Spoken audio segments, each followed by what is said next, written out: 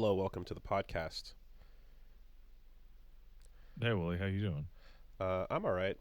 Um, how about this? I'm Hmm. gonna start out by pointing at the stands Yeah, what's that? like Babe Ruth, No, yeah. and I'm gonna nominate Game Freak Offs as an early as an early Mm. place to start, and then It. we'll see where we go from there.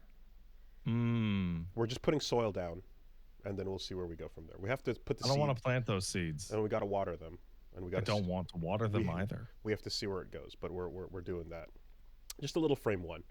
How you doing? I'm doing great. I'm literally sleepy because of Metaphor, Yeah. the hot new game out now. Yeah. Huh. You're looking fashionable and trendy. Thank you, man. Hmm. I really like my new jacket that Metaphor sent me. It That's goes well with my new pop filter that Metaphor sent me, and my new bag that Metaphor sent me. oh hey, look, there it is. I didn't even notice. I was too busy looking at the keychain over there. And my substantially inferior to my existing microphone that Metaphor sent me. There's that. Yeah. So um I'm glad you're enjoying it. Oh man, so I'm enjoying it a lot. This is Yeah. actually very nice. This, you know, how you What know something's good? It's when the zipper is high quality. what does this mean? I What can't is that? I can't read Oh, this. that's a huge book, man. What That's a is this? huge book. It says Utopia.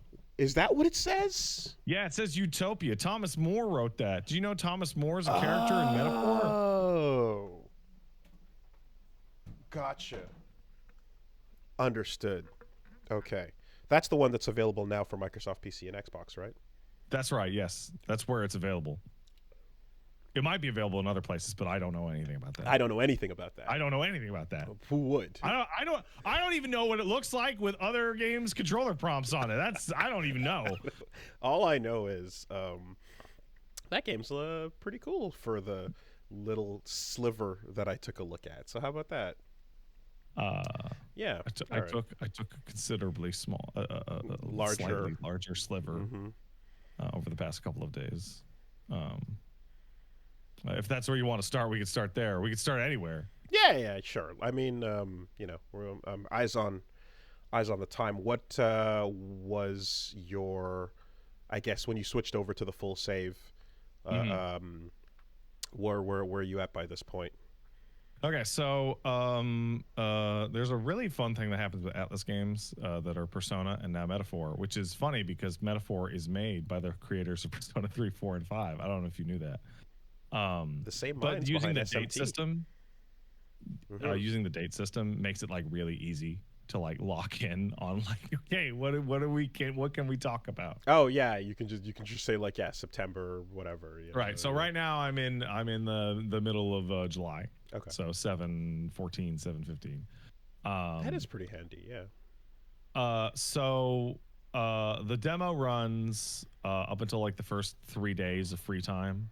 And you can get about halfway through the first main story dungeon, and you can get through a optional, much tougher dungeon. Since then, I have put like 20. I have 7 parts up. Yeah.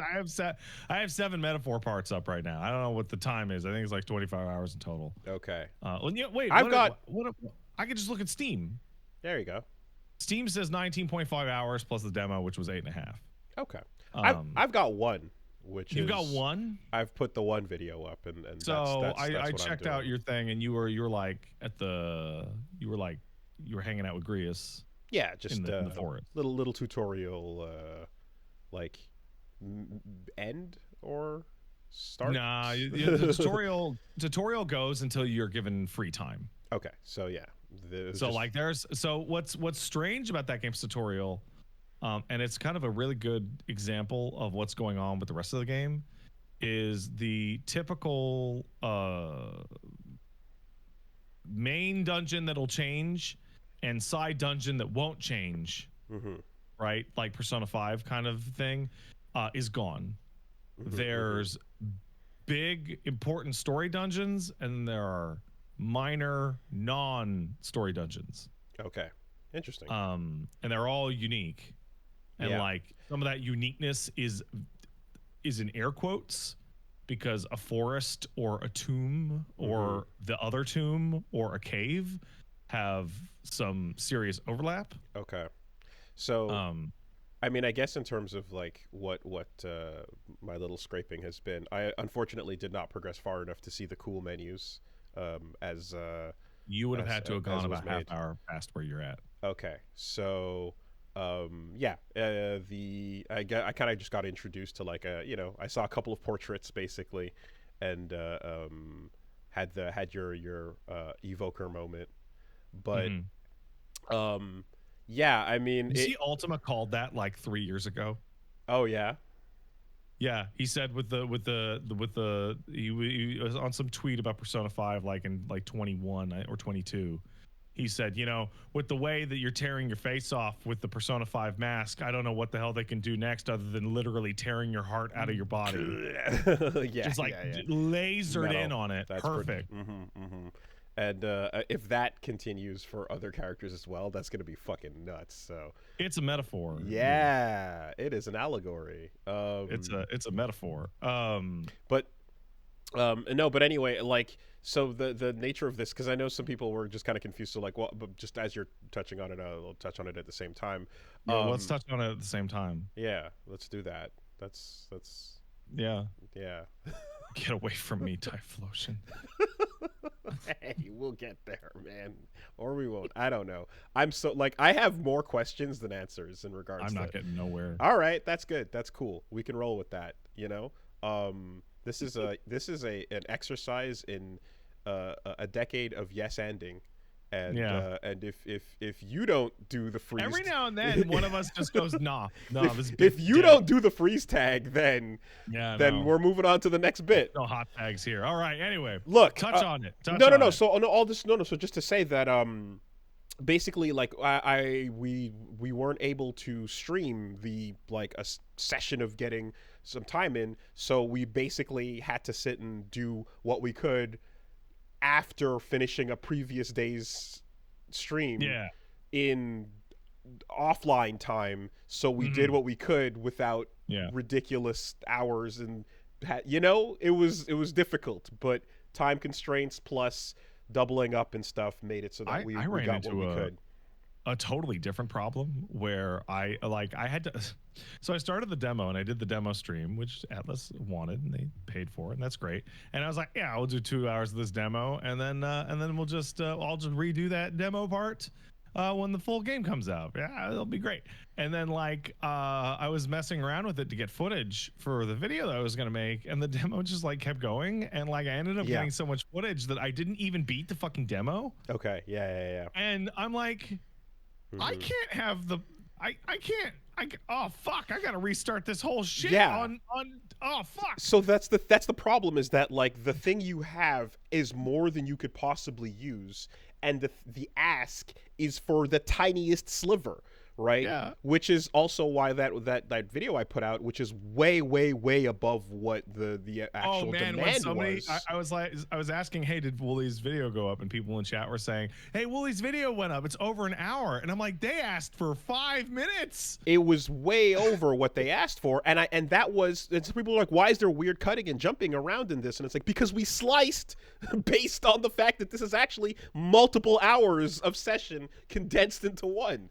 Like everything that's like confusing about that, I'm doing what I was asked to do.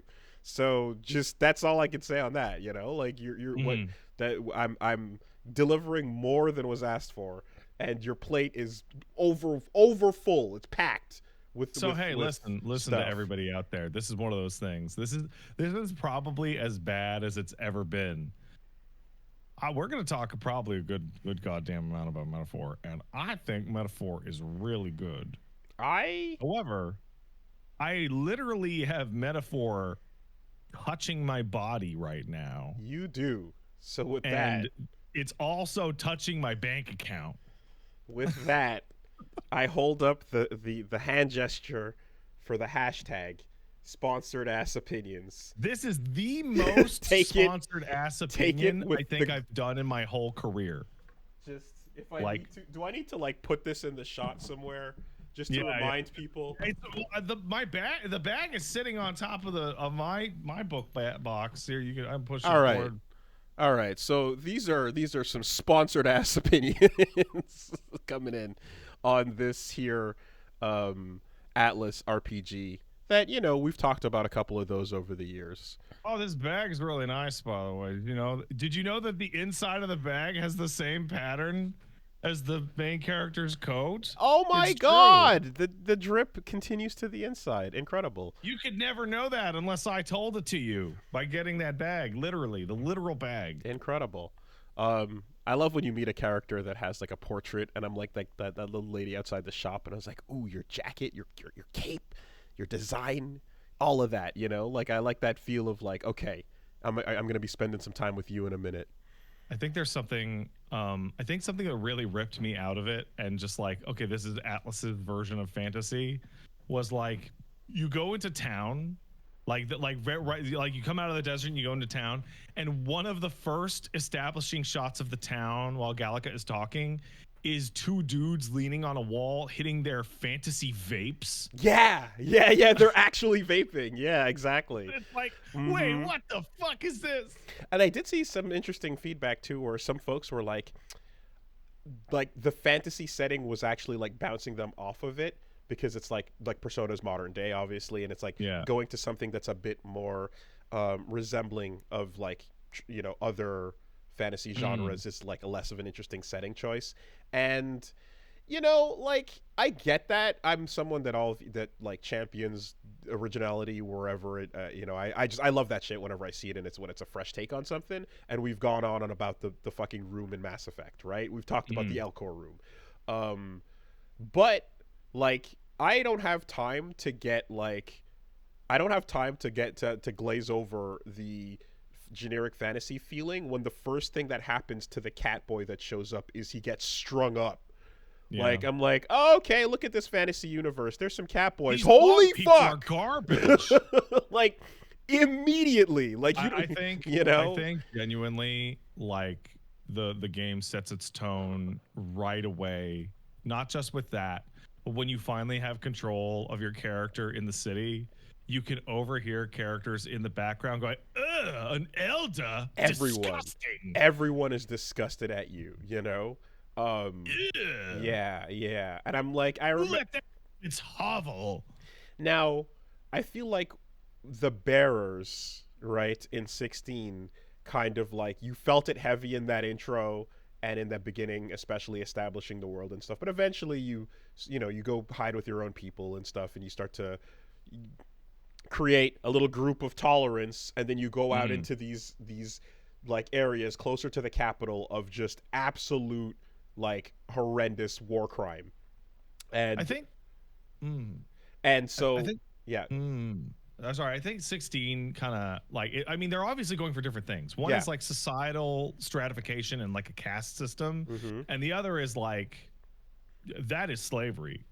That is just straight up 100% slavery, indentured servitude, no rights. So the thing is that like 16's version of this with the bearers, it creates some wrinkles in it as well, where it's like a non-slave can give birth to a slave, and vice versa. And so there's like less control over it, and it's just this randomized factor that gets thrown into society.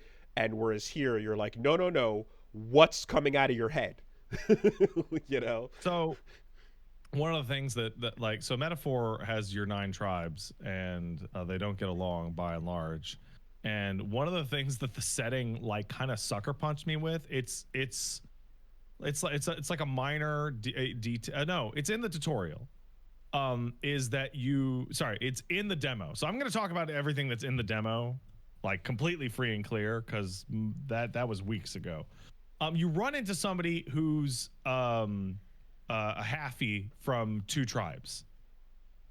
Okay. No immutable characteristics. No, they have like a little bit of one and a little bit of the other. Yeah. Okay. Right. So they have like little tiny wings and like a darker skin tone.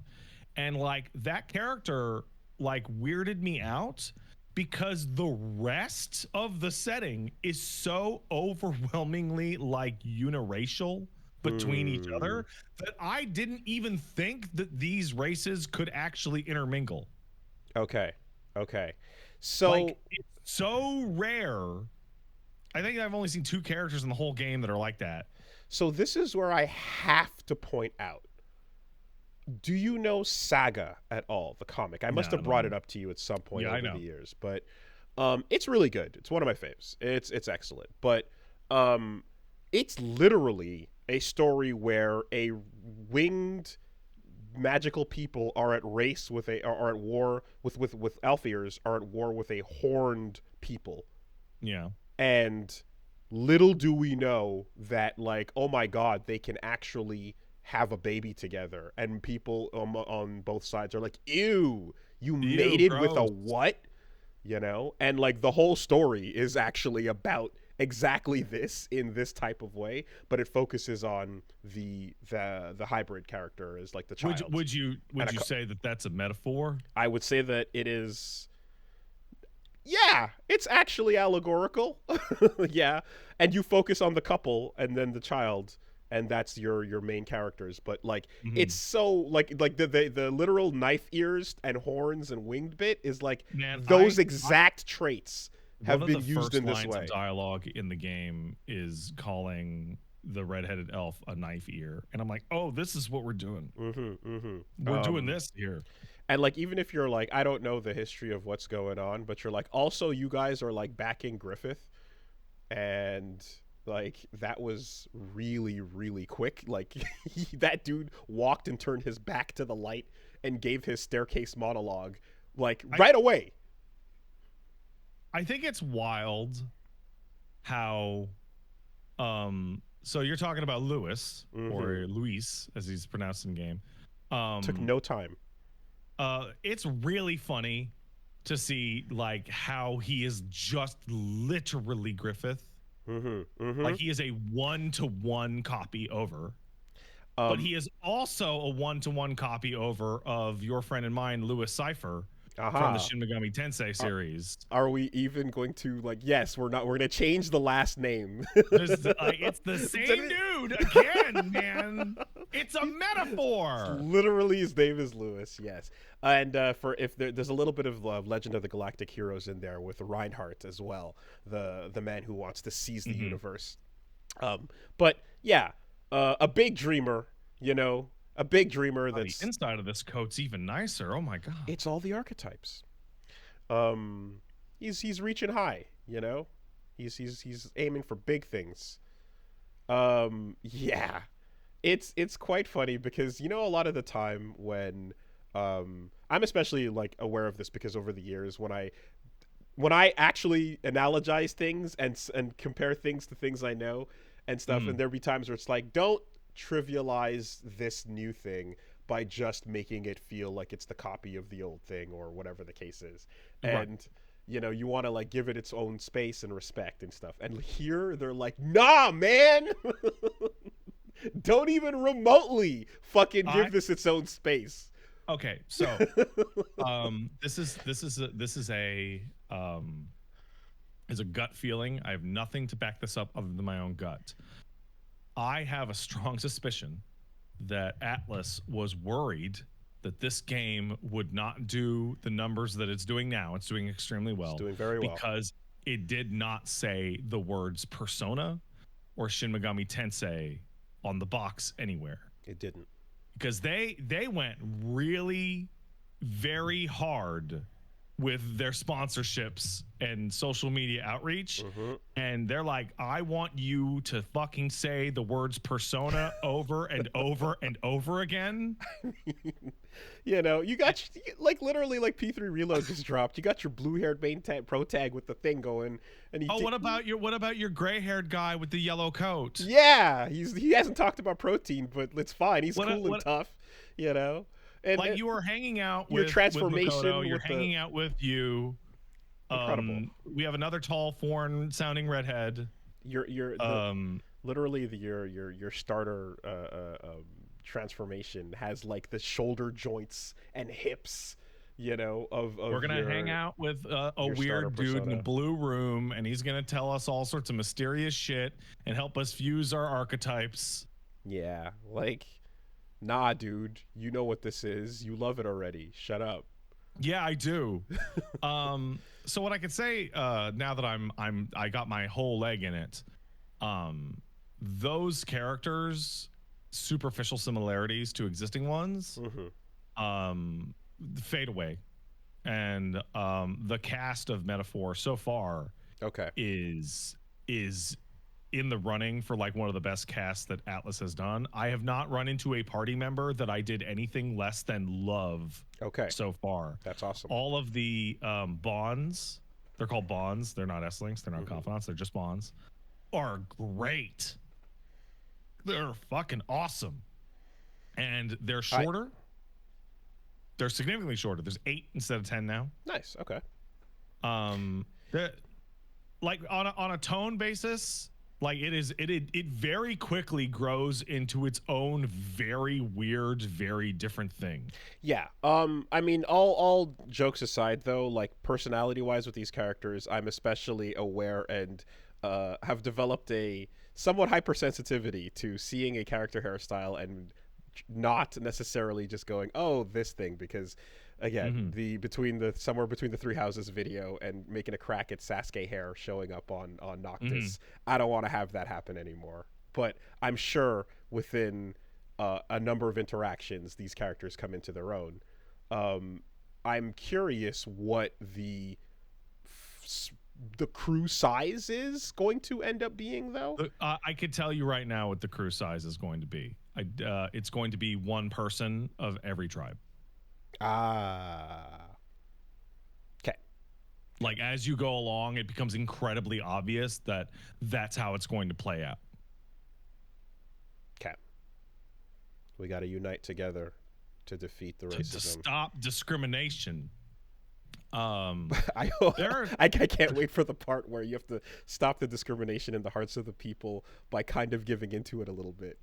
Just a little bit. So you did not get to the part where you got to see your 5 royal virtues.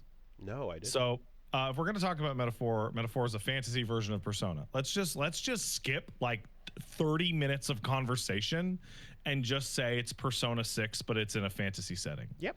Okay. Sounds good.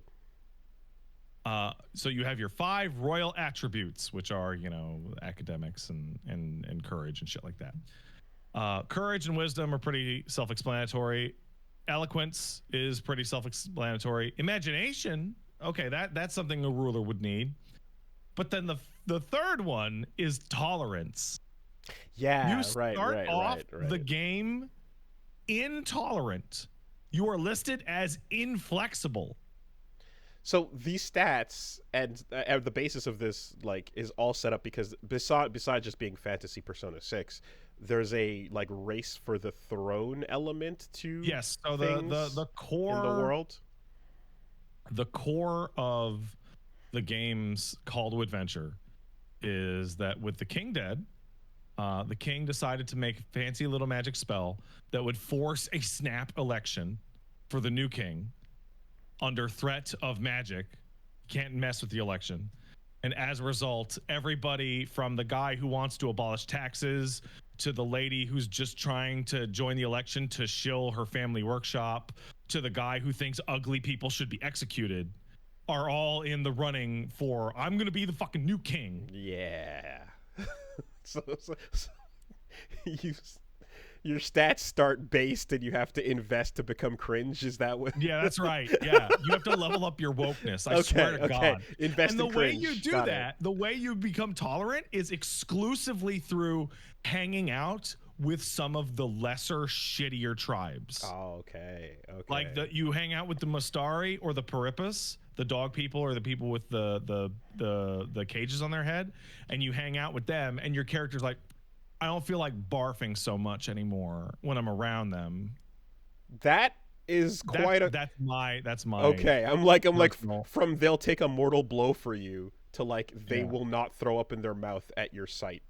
And you hit it, the way that those stats primarily work is the number one thing that those stats do is that you hit walls on your bonds. And basically, it's like, well, you don't know what the right thing to say is because you don't have a good imagination, or you don't know, you wouldn't know how to navigate this conversation because you're not eloquent. You don't have enough charisma to talk to her. And so then you get to bonds, which are the equivalent of social links in 3 and 4, or Confidants just didn't it just didn't catch on, did it? It never caught on. Everybody still thinks we social still say links. S-links. Bonds is good because bonds is shorter. Yeah. It's way shorter. Yeah, bonds, S-link, confidant. There's three syllables to 2. Yeah, 100%.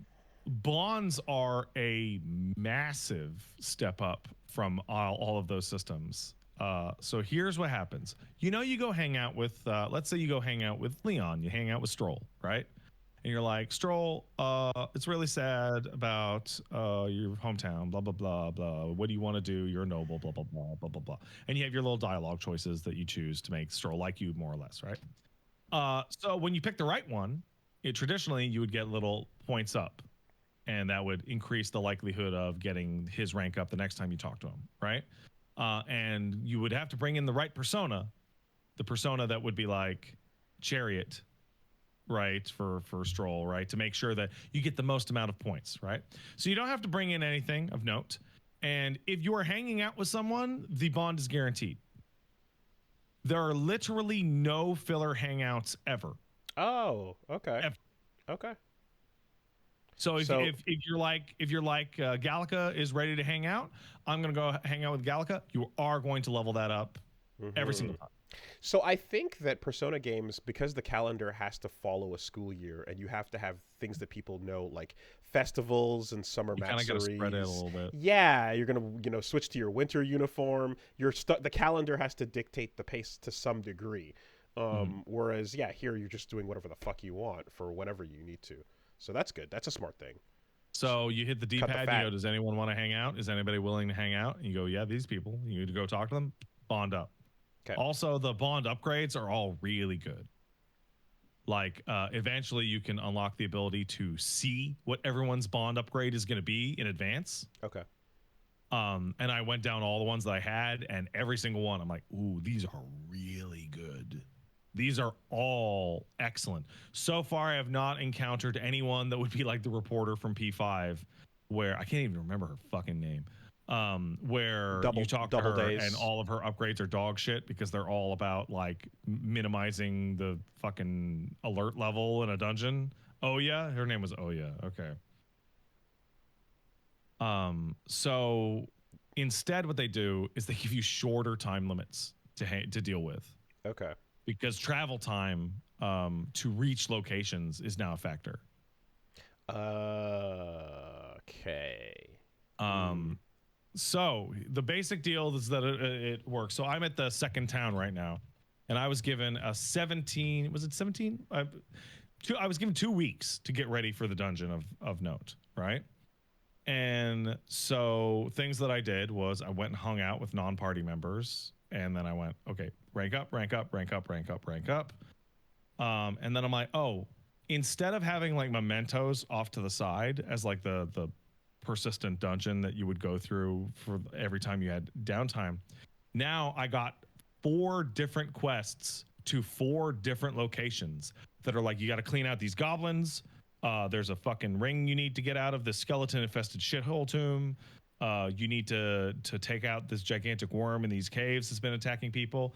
And going to each of these locations takes a day of travel. Okay.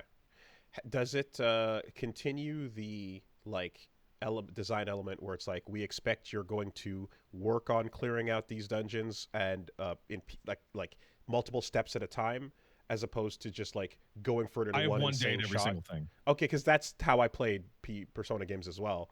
But like, there's a lot of like, oh, you can go rest now. You're out of MP. That's okay. And you're like, well, no, that's a waste of time because we're wasting days, that precious days that we need to. So so like, for example, I've been getting ready for the second major dungeon, and I've done all the combat quests, and I've done everything that I could do that is like a side quest to do beforehand. I now have 3 days to do the proper dungeon. But you have to solve it before calendar date. Yeah. Yeah, okay. And so a lot of the smaller like side quest areas, they're like a 1-floor forest, right? They're not like a fucking palace or like 10 floors of Memento. They're like a 1-floor forest or like a 2-3 floor cave or something like that. They're small and they're meant to be taken out in one go on normal. Okay. There is a lot going on to help you beat these things in one go. So you didn't get there, but you remember when you were playing as your first archetype is the Seeker, and you would attack people, and you would do your 3-hit combo, and then you would do the squad attack, and Leon would also attack with you. So Leon attacking with you is the Seeker's special ability, is that the other party members will all gang up on the monster you're fighting in the action combat as well. Okay. All the other weapon types that you could equip all have different mechanics and they have different attacks. So if you were to pick like a fucking white mage, essentially, or what's it called? It's just called healer. You're hitting people with a mace. Right. And you're doing blunt damage and you're healing the party when you stun them.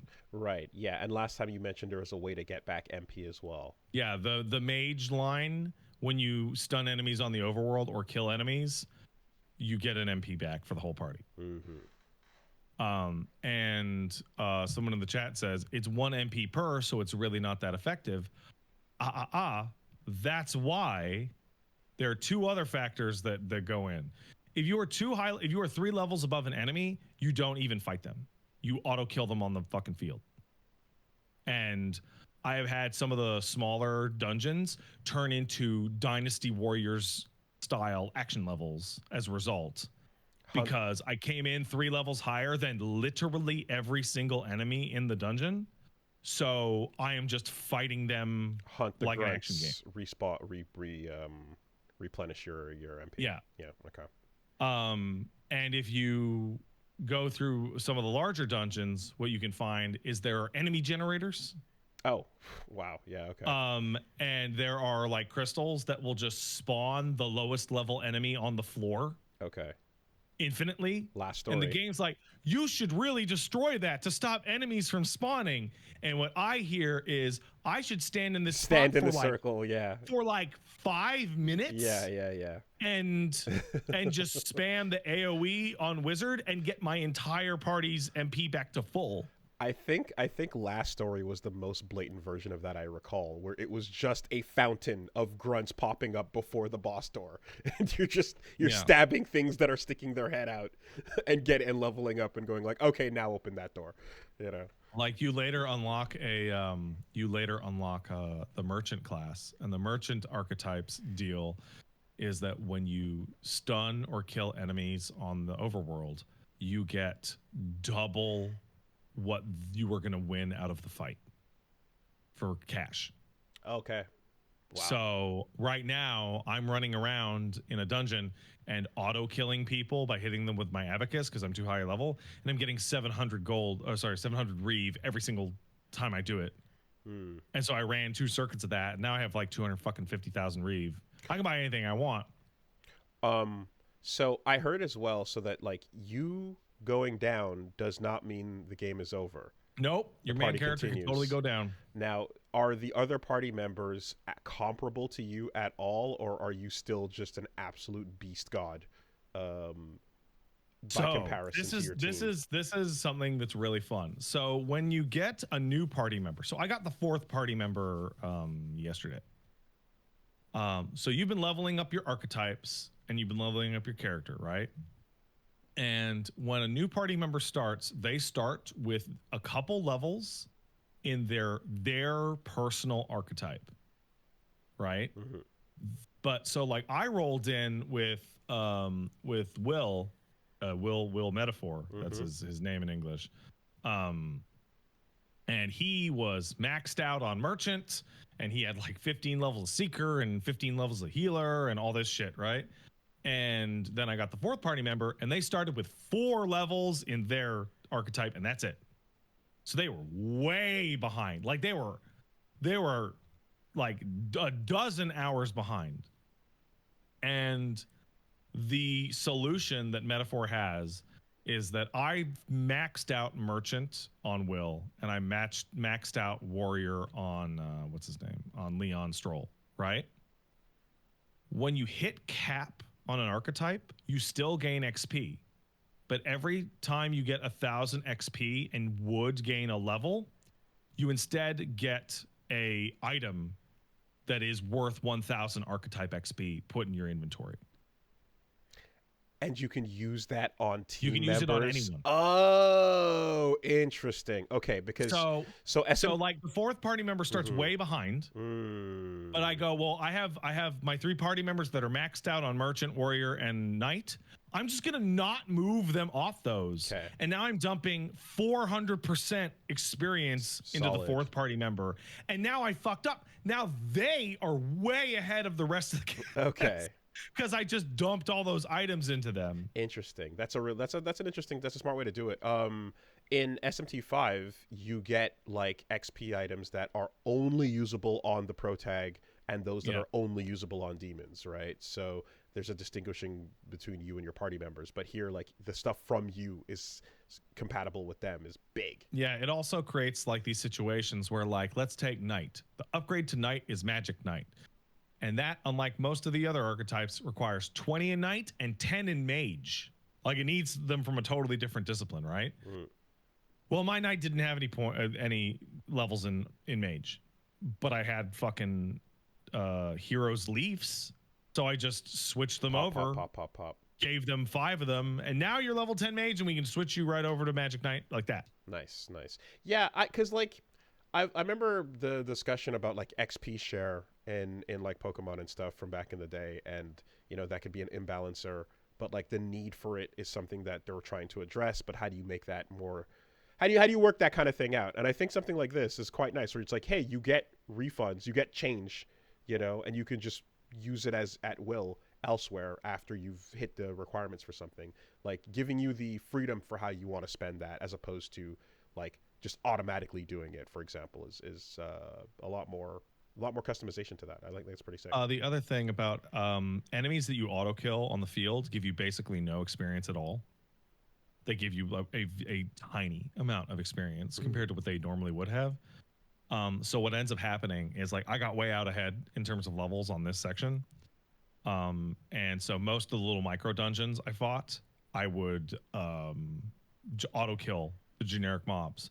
But the tougher mobs floating around, didn't auto kill those, and those were still threats. Those were still like very real threats.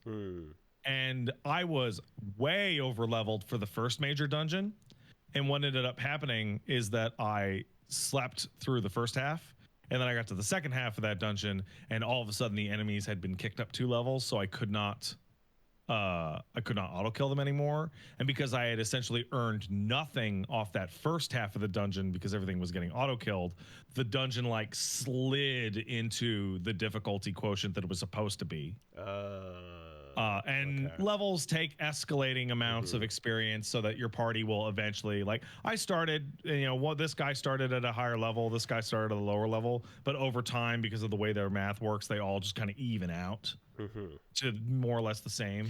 So a lot of time you spend in Persona as well is obviously like demon fusion and, you know, going back to the room. There's no demon fusion. There's no demon fusion here, right? So this is where it's like, okay, so playing with archetypes, playing with jobs and levels and stuff has to kind of replace that.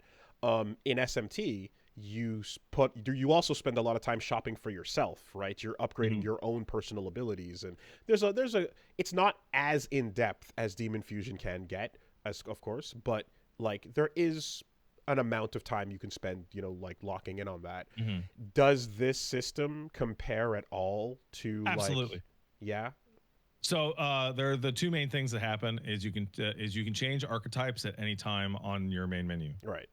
So if you're like, I want to be a gunner for this next section, fucking switch it over. The other thing that affects, like, why would you mix and match all of these things? Like, where's the depth there? The depth there is that you can inherit skills from anything.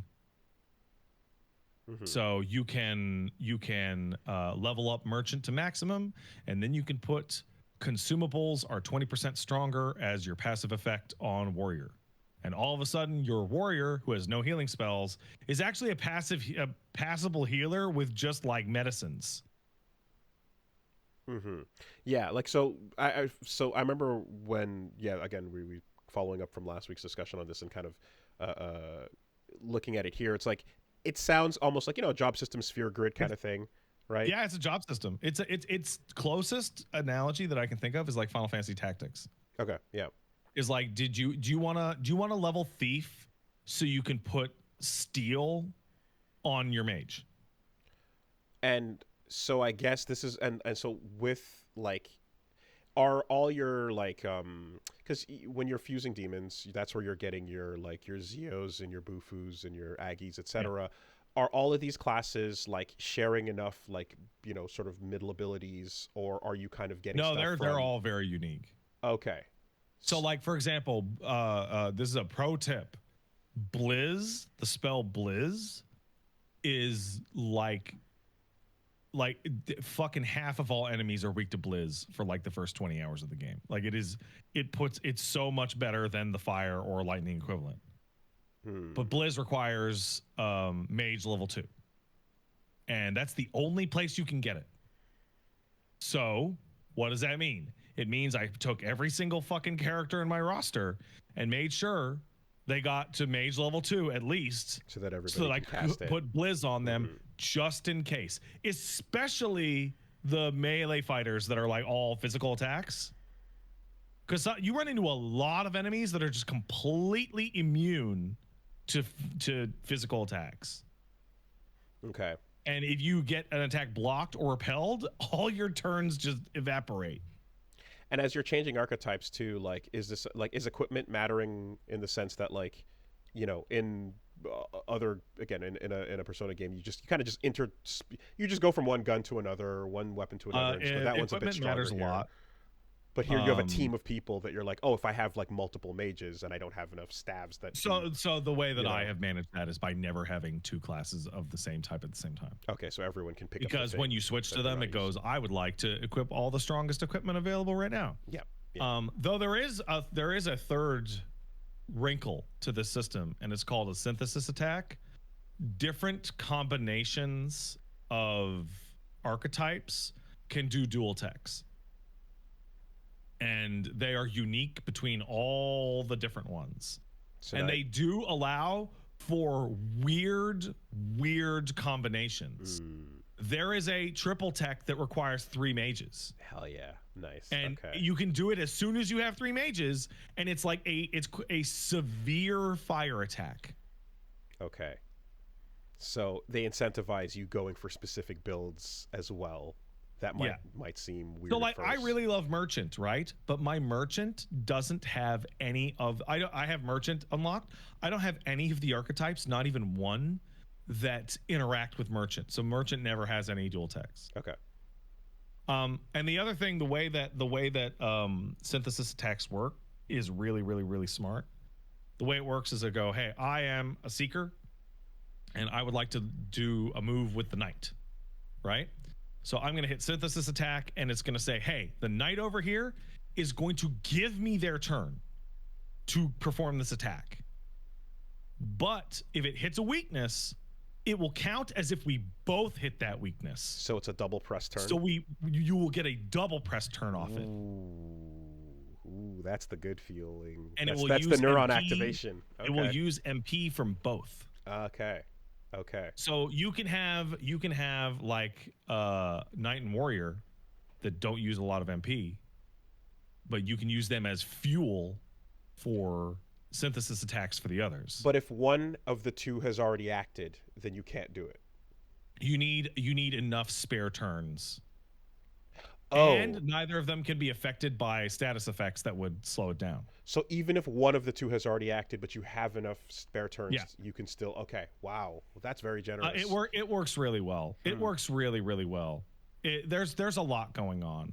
Like one of the you unlock a new archetype and you go down its list, and the first thing you see is like, oh, I could put media on anybody I wanted. I could have a whole team of people with media if I leveled up healer on everybody a little bit. Or you see things like passive abilities. So skill inheritance, the way it works, hey, do you want Blizzard on your guy? 500 mag. Okay, that's pretty normal. Do you want the ability that increases your crit rate by 10%? 8,000 meg. And once you've unlocked it, you can slot it in on that character in any way you want. But the passive abilities, they're way stronger. 10% is a They're way really high stronger. number for crit rate. That's crazy. Yeah, but you can there's other things you can do to increase your crit rates. You can get up to like 30-40%. Jesus Christ. And in a system that you get extra turns for doing crits, it's really strong. Like Wizard has a fucking ability. It's the last ability that they unlock, which is regenerate MP every turn.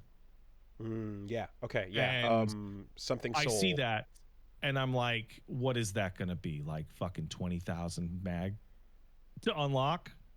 Because I'm gonna do it. It'll be worth it. Yeah. And so you have to hem and haw, because like higher tier classes, like say you have warrior, right? And then there's the upgrade to warrior. The warrior costs 500 mag to unlock. The upgrade to warrior costs 7,200 mag to unlock. And then the third upgrade to warrior probably costs like 15,000 mag to unlock. Okay. And so you're like, do I want to increase the value of my guys, or do I want to have the good skill inheritance? Dragon's Dogma, right? It's super cheap. Bit. It's super cheap to unlock the first step in all things. And the last trick of the archetype system is that if you cap an archetype, it gives you it gives you 2 of its primary stat to that character forever. So if you cap mage, you get 2 magic on that character forever. Okay. If you cap warrior, you get 2 strength forever. So it very much strongly incentivizes you to max these things out. Cool. Yeah, that sounds pretty in depth for people for not in chat having... are saying it's like FF5. It is totally like FF5, actually. I have no reference there, but okay. Yeah. The system's super exciting to use. It's like, it's just really good. It's really fun. Because like Demon Fusion has gone from being a chore to being a pleasure when there's enough quality of life and when it's made fun to do, and that is literally just how early or how late in the franchise are you playing it. I would say Demon Fusion in particular, more than I guess Persona Fusion, like the amount of shit you can do in 5 was like, oh, you can really, really fine tune and get in there. I never want to go back to Demon Fusion. Okay. This system is so much easier to control.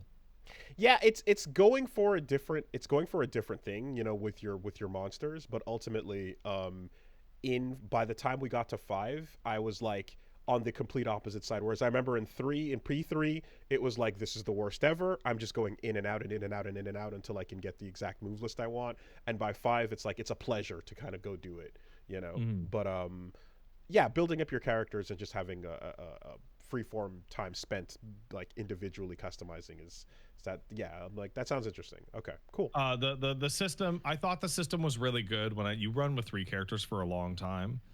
And then I got a 4th character and I'm like, oh man, this is like one of my favorite like battle systems in an RPG I've fucking ever done. Also, if you beat enemies without getting hit, you get a 50% experience bonus. What's the word?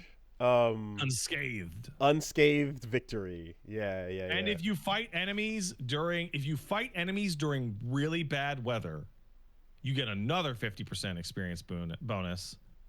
But press turn no longer works in your favor.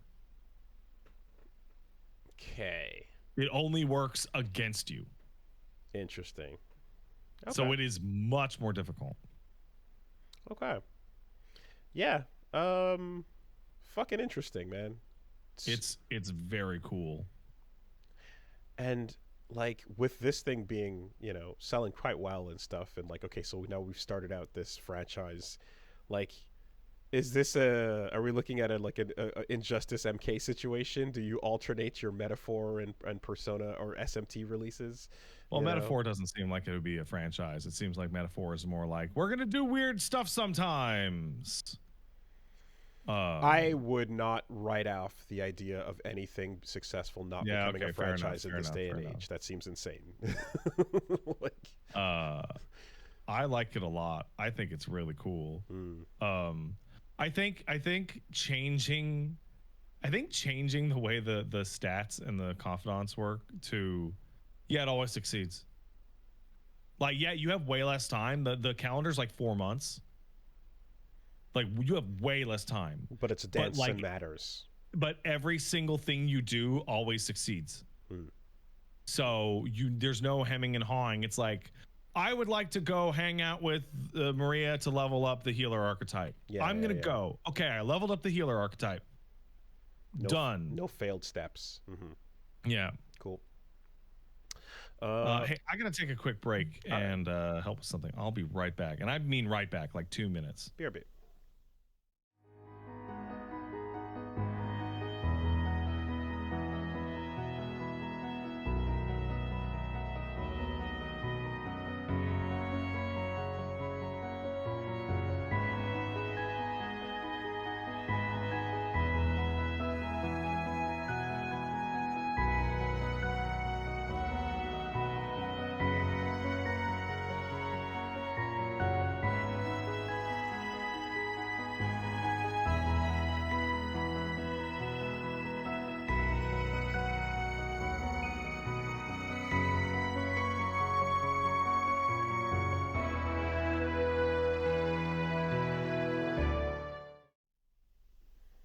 Okay.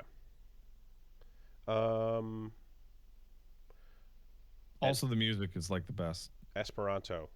Got you speaking it? It's the best. Off that Refantasio pack. these elder runts. These disgusting elder. Yeah.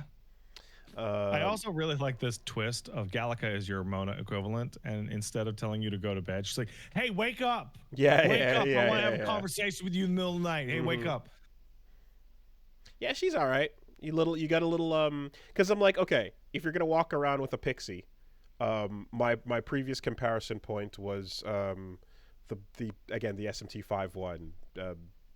Shima, I can't even, super long Japanese name. Yeah, that girl. Yeah, and hey, this isn't her. This is Pixie. And I'm like, you didn't actually have to do the Navi bit, you know. But yeah, Pixies is cool. There you go, Amado Zako. Oh, you want some? Ah, fuck off. Do ya? Anyway, anything else? Yeah, I beat the Silent Hill 2 remake. So that's in the bag. So, of note, because I have a strong computer, I was able to push a lot of buttons. You know what? I'm just going to explain it. So, Silent Hill 2 remake on the personal computer and otherwise has a extremely strong traversal stuttering problem in which the game will kind of stutter so hard it looks like it freezes for a second. It's very annoying. It's very bad. Well, if you go to the Steam configuration community page and put in a bunch of engine hacks into the engine.ini in its file folder, and then God, we're still doing this. Fucking force the game to render out in DirectX 11 Vulkan instead of DirectX 12. You can significantly improve that stuttering. There's some stuff that's gone away. I haven't had to make a batch file in a long time, but yeah, opening up an INI and futzing around in there is still a thing. Okay. So I got the game running smooth. So I can now say that the performance problems are still really bad, but I was able to fix them for me. Going through it, they do a lot of cool shit in that remake. So the game is massively expanded. In some places, that's not as great. I think the hospital is too long. The hospital is like 4.5 hours long.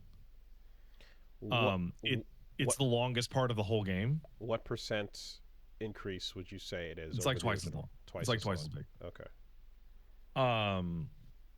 And in other cases, they have expanded areas that had very little, and it is a big improvement. There is a lot more going on in the labyrinth in Silent Hill 2 Remake than there is in the original.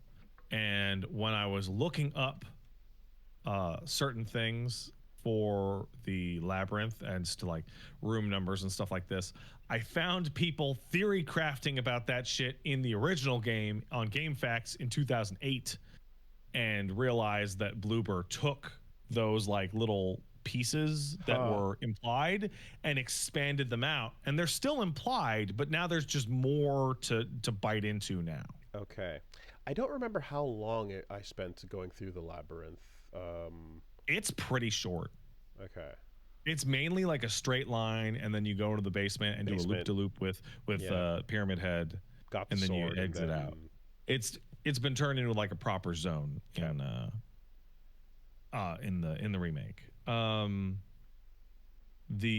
So every area is like larger, and I think mostly it works well. I think the hospital might be too long. I did not understand this until I was watching it, but there are genuinely completely new scenes between the characters. Cutscenes. Yeah, and they hit really well. In particular, there is a new cutscene with Angela in between the hospital and the prison that is really effective and does a better job of setting up her arc. The labyrinth boss fight against the bed monster has been expanded into the best sequence in the entire game from a mechanical and narrative perspective. I was talking to Gene about it, and I read his review, and I totally agree, in which there's one chase scene in the game that is totally ruined by the new camera. The elevator chase in the hospital. Okay. Is like the new camera just it can't do the same things that the other one was doing. But the hallway that he's coming down because it was fixed and it was really awkward. Yeah. And now it's just like they try to emulate it and it doesn't work at all. It's like it's like a much worse version. But all the Angela stuff in the labyrinth, on the other hand, is way better and has a lot more going on. And is like a much better version of that scene. Overall, I would give the letter reading a B+. Okay. There's like literally one line read in the letter that I'm like, this is worse than the original. Overall, it actually really does like a good job. But the one line read that they don't nail is the last line read of the letter.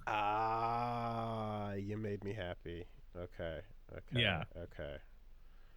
And you're like, oh. Overall, I would say that aside from the performance, the game is like pretty excellent. I think that the best thing that I can say about it is that it has every right to exist. I still wish the original was much more widely available. But this game's got stuff, and a lot of that stuff is really good. I think it might be too long. But then I say it might be too long, but then I think about like, well, some of the stuff they added was actually really good. I did not encounter anything that I went, oh, man, oh, come on. Right. Which is like what I'm kind of expecting like the whole time. And if someone were to have this as their only experience, they're getting like... They would come away strong. It would come away real strong. It's conveying enough of what it originally did, and absolutely, and not losing enough that it hampers it.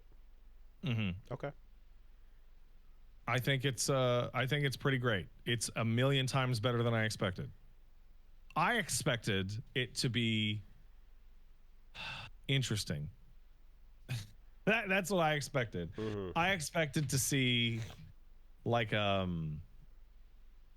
clumsy attempt with flashes of good ideas.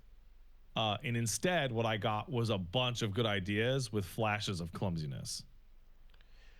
Did the endings show anything new or like expand at all? Two new endings. Because, say again? There are two new endings. There are two new endings. Okay. So we're up to 8 endings on a game that's like 25 hours long. So I would probably advise people to just YouTube them if you've had your fill of the game. And the circumstances around getting them are interesting. All the new ones are in New Game Plus. Okay. Just go around again. Okay. Wow. Cool. Okay. Good outcome. Yes, good outcome. I really, really liked it. That's kind of it, honestly. I was kind of looking at Silent Hill 2 remake upcoming as like, man, I'm gonna get to complain about this for like 5 fucking years. Oh man, I'm so ready. And it's like, no, I finished it and I'm like, it's pretty great. So just actually give Bloober Team a HelloFresh instruction card. And just so we've gone. Let them follow along. They've gone from like active derision in a lot of people's minds, like just like Bloober, to they can color inside the lines real good. If you give them crayons and a sheet, they can make a real pretty picture.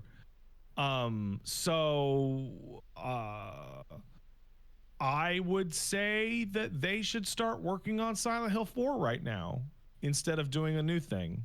Jump to the Room? Yes. Because the Room, Silent Hill 2 and the Room can exist outside of the context. Whereas 3 needs 1 to exist in a modern form. Yeah. Also, 4 is like the most interesting, and I really like the gameplay stuff they did in Silent Hill 2 Remake. And I would like them to just transplant the skeleton of Silent Hill 2 Remake just directly on top of Silent Hill 4. Okay. Well, what Resident Evil did, right? Mm-hmm. Okay. Yeah, so, where Resident Evil skipped 3. They didn't skip 3. They didn't skip 3. That's not what I heard.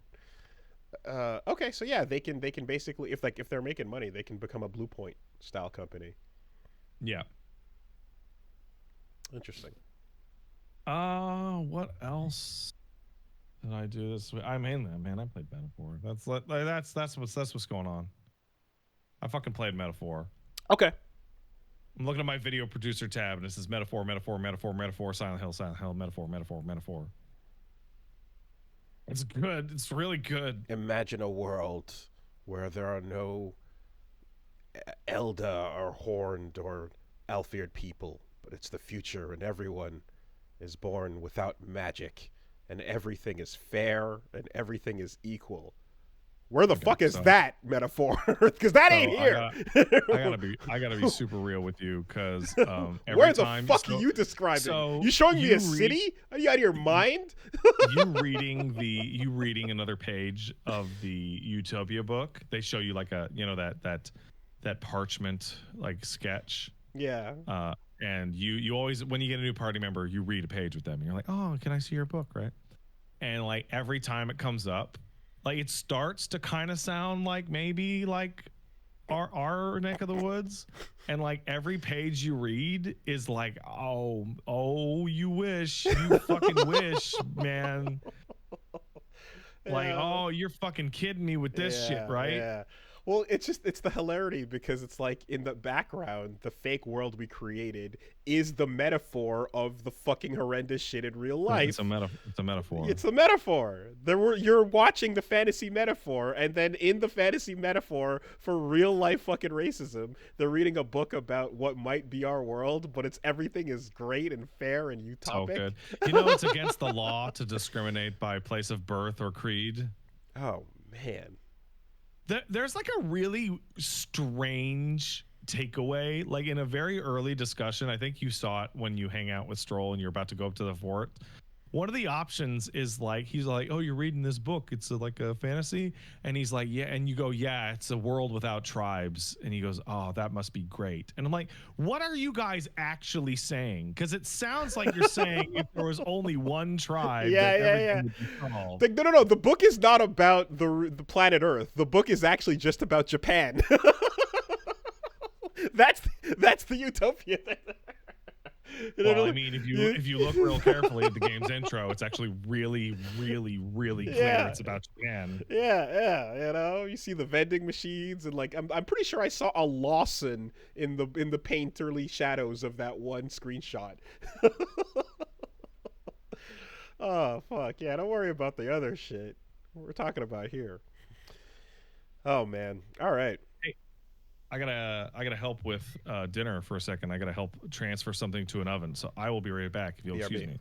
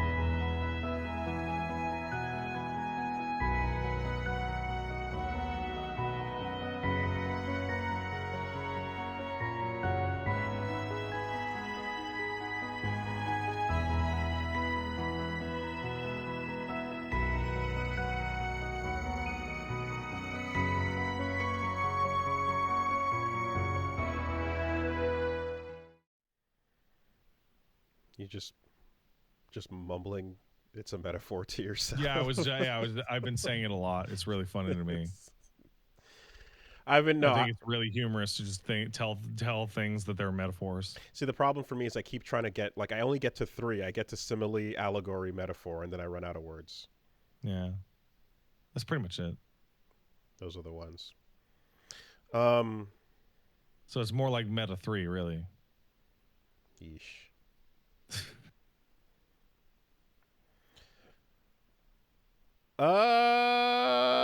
Okay, over here. What are we doing? Yeah, I had a pretty short week as well. Like, fairly busy and lots going on. But in uh,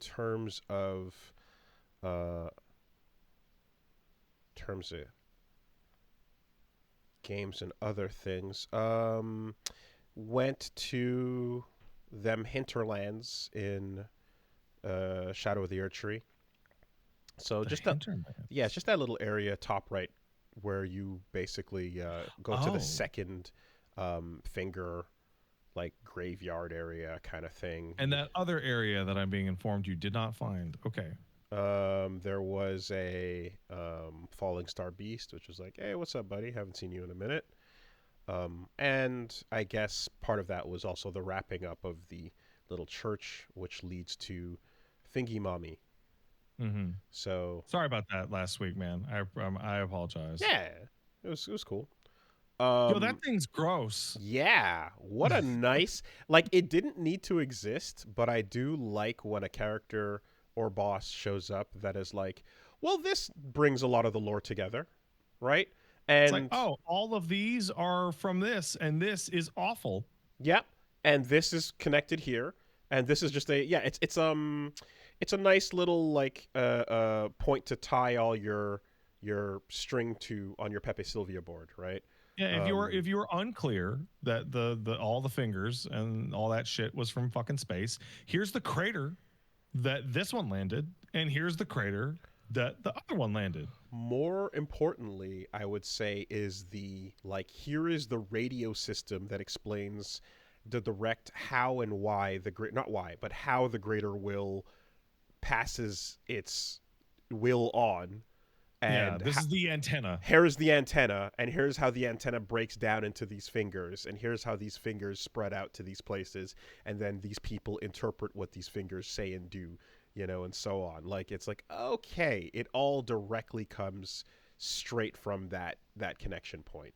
There's a real feeling of like you find Trina and you find all that shit at the bottom, and you find Finger Mom, and you find Midra, the Lord of the Frenzied Flame, and you're like, man, Ronnie knew what the fuck she was talking about. Mm-hmm. That all this shit needs to go. Mm-hmm. The whole thing, it's all fucked up. Deity concept needs to fuck off. And the idea that, again, like any concept that you're born with, you can literally carve that shit off and throw it on the ground. Why not, man? Like, yeah, like fight for your freedom however you can, Of course, to do so, you have to like impose your will over the world and replace the order with some kind of new order, because letting chaos take the world, it was the one thing that everyone's afraid of. But like, really, chaos is just kind of like, nah, burn it all. But it's I like it. It's fun, man. But like real chaos would just be like anything goes. But this chaos is I like to set things on fire and have like a creepy sun head. Chaos doesn't have to always be crazy fire pyro. Chaos can. Well, chaos in Shin Megami Tensei, and chaos to a degree. Like if you're using Lewis as the fucking Lucifer stand-in. Lewis's platform fucking rules in Metaphor. Okay. His platform is a radical anti-racial meritocracy. Here we go. Yeah. And if not for the fact that he was a violent, treacherous murderer, he would have the best platform of any of the candidates. I can think of a certain White Hawk who's also anti-racial and who also wants to unite all kinds of people and beings and creatures under the same banner. With talent and ability and skill being the only determiners. Absolutely. You fight alongside these fucking freak demon beasts, and your merit is all that I care about. The most important part is that no matter what race you are, no matter where you're born or what you believe in, you belong to me. You are my thing. Yeah.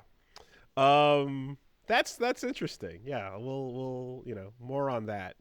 But the what was I gonna say? Oh yeah, no, just the element that you're like, oh, this is all fucked up. It has to go is quite interesting. And then there's a little piece of when you get the soul of the Meta, or the Mother of Fingers, you look at the weapons you can create from it, and one of them is her like staff, and then the other is like the big bonking finger. That's what I took. I took the big bonker. Yeah, and you see the weapon art on that, right? Cow Tower's Resentment. And I was like, oh, that's interesting. I'm just going to bullshit some headcanon here and go like, what if the description on that is implying something of of what the Mother of Fingers felt, And it's the idea of like, you are subservient to this greater will and you have no say in the matter, and the finger can only bend. And like it gives a couple sentences kind of describing like the only like the subservient thing. It hates the fact that all it can do is serve another being, And so I thought that was a pretty interesting thing. But at the same time, it's not 100%, because there is the idea as well on the other spell, or on the other item you get, that kind of says it waited for more orders, but they never came, essentially, So there's a lot of like, I'm like, every time we pick up some lore and we fucking spit the bullshit around with it. Yeah, I like things like this that are new, that you can drop into the old and kind of like improve some of that, some of those connections and stuff. Also running around that little void, and I'm like, where's Rom? He's like way over there in the distance. There's a vacuous spider chilling out. There's a feeling of like, in Elden Ring you eventually discover, oh wait, these are fucking space aliens, holy shit. But like for a lot of it, they don't really come off like fucking space aliens, right? Like they come off as fantasy creatures. And the DLC does not have that fucking problem. The DLC is like Muldered beyond this shit, telling you about the finger alien. I mean, the Albinorics like clue you in pretty heavy, and I would say as well that like we're also primed because of the moon presence, to that whole idea of like, all right, swords and dragons and shields and kings, and then unknowable horrors and creatures and cities and darkness and wolves, and then fucking space. It was normal, and then space happened, and now it is fucked. Yeah. So that was a particularly cool boss. I like that one. I hate the arena. The arena is horrible. The Endless Void. The Endless Void with the fucking tubes. Man, I like died and then like came back in and was like, where are my souls? Oh my god, they're like a football field away. I didn't realize, it was like, yeah, well, I mean, pretty much almost where you're fighting the Elden Beast, right? But yeah, that was fun.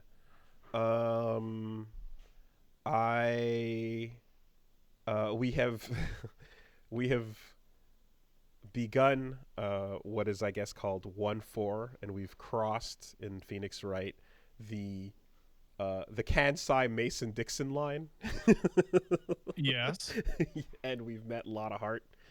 And, not much to say so far. Just she's cool. From America, right? Well, no, she can't be from America. You're in America. Yeah, that southern Osaka bend drawl, the hospitality. It's clear. No, she's fun. And not much to say about about that, because we're literally in the middle of that story. But that's a good case. Lots of. In the original Phoenix Wright, that was the last case. There's one more after this. I've been informed. And someone was like, hey, maybe save that for like the end of the trilogy after you do the rest. And it's just like, that's ridiculous. You're implying a lot with that. Also, nah, that's crazy. that's ridiculous. Yeah. No, I'm sure there's some chronological something to that, but no. No, it isn't. It's just the case is. It's pretty tough. Also very long. It's very long. I heard very long. They all get like, way longer so far. So anyway, so far so good with that. And then I guess this week for me personally, I have returned to the church basement. and I started doing some combos. So I went back to the boxing gym under the church, and yeah, just gonna be getting back in there. Did 2 10-round sessions, and it was fun to kind of see some old faces, see the old coach, get in there, hit the bags, do the thing, and I'm like, yeah, this is cool. I kind of miss this vibe. I'm feeling it, everything. And like, all right, let's go. Let's put the gloves on. Let's hand wrap up. All right, I feel it. Step 1, pick up your fucking skipping rope. Oh God, how do you do it? I can't do it. I can't do it. It's gone. And then I'm like wheezing, and it's like, okay, next round, go start your box jumps. And I'm like, fuck, and just like it's rough, man, because I've been trying to do my own, again, hitting the gym, my own walking and doing stuff and keeping that cardio up, but like the amount required to do boxing related things and to throw punches and to keep it going and moving is just so next level by comparison to any regular cardio workouts you do. It's insane. I feel like that feeling is me anytime I return to any task I stopped for longer than 5 or 6 days in my whole life.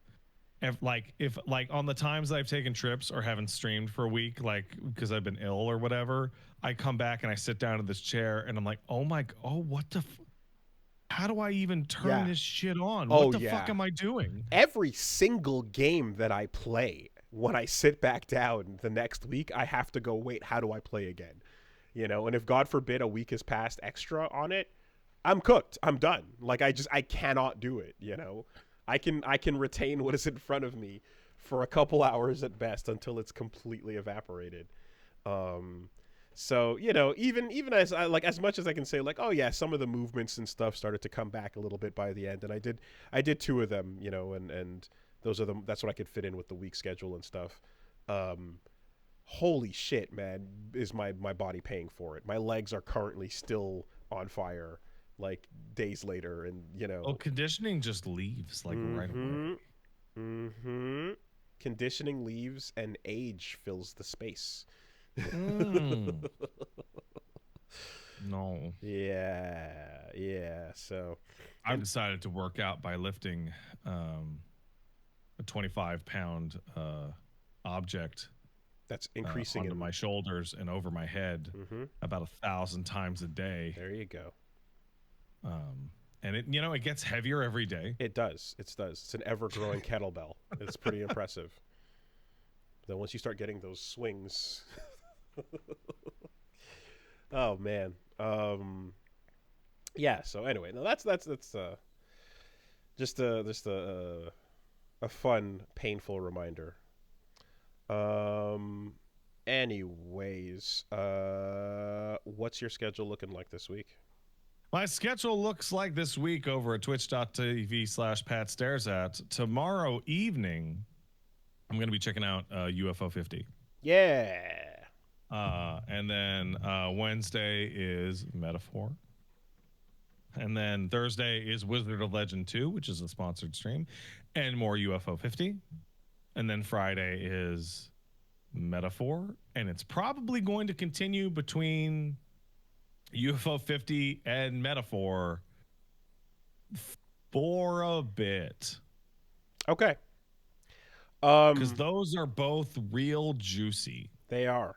If you haven't yet cracked it open, I have not. With UFO 50, I would say, it depends on, you don't like, if you feel it, lock in. But if I don't feel it, there's 49 more. Move on. Yeah. Keep it light, and then if something grabs you, stick with it.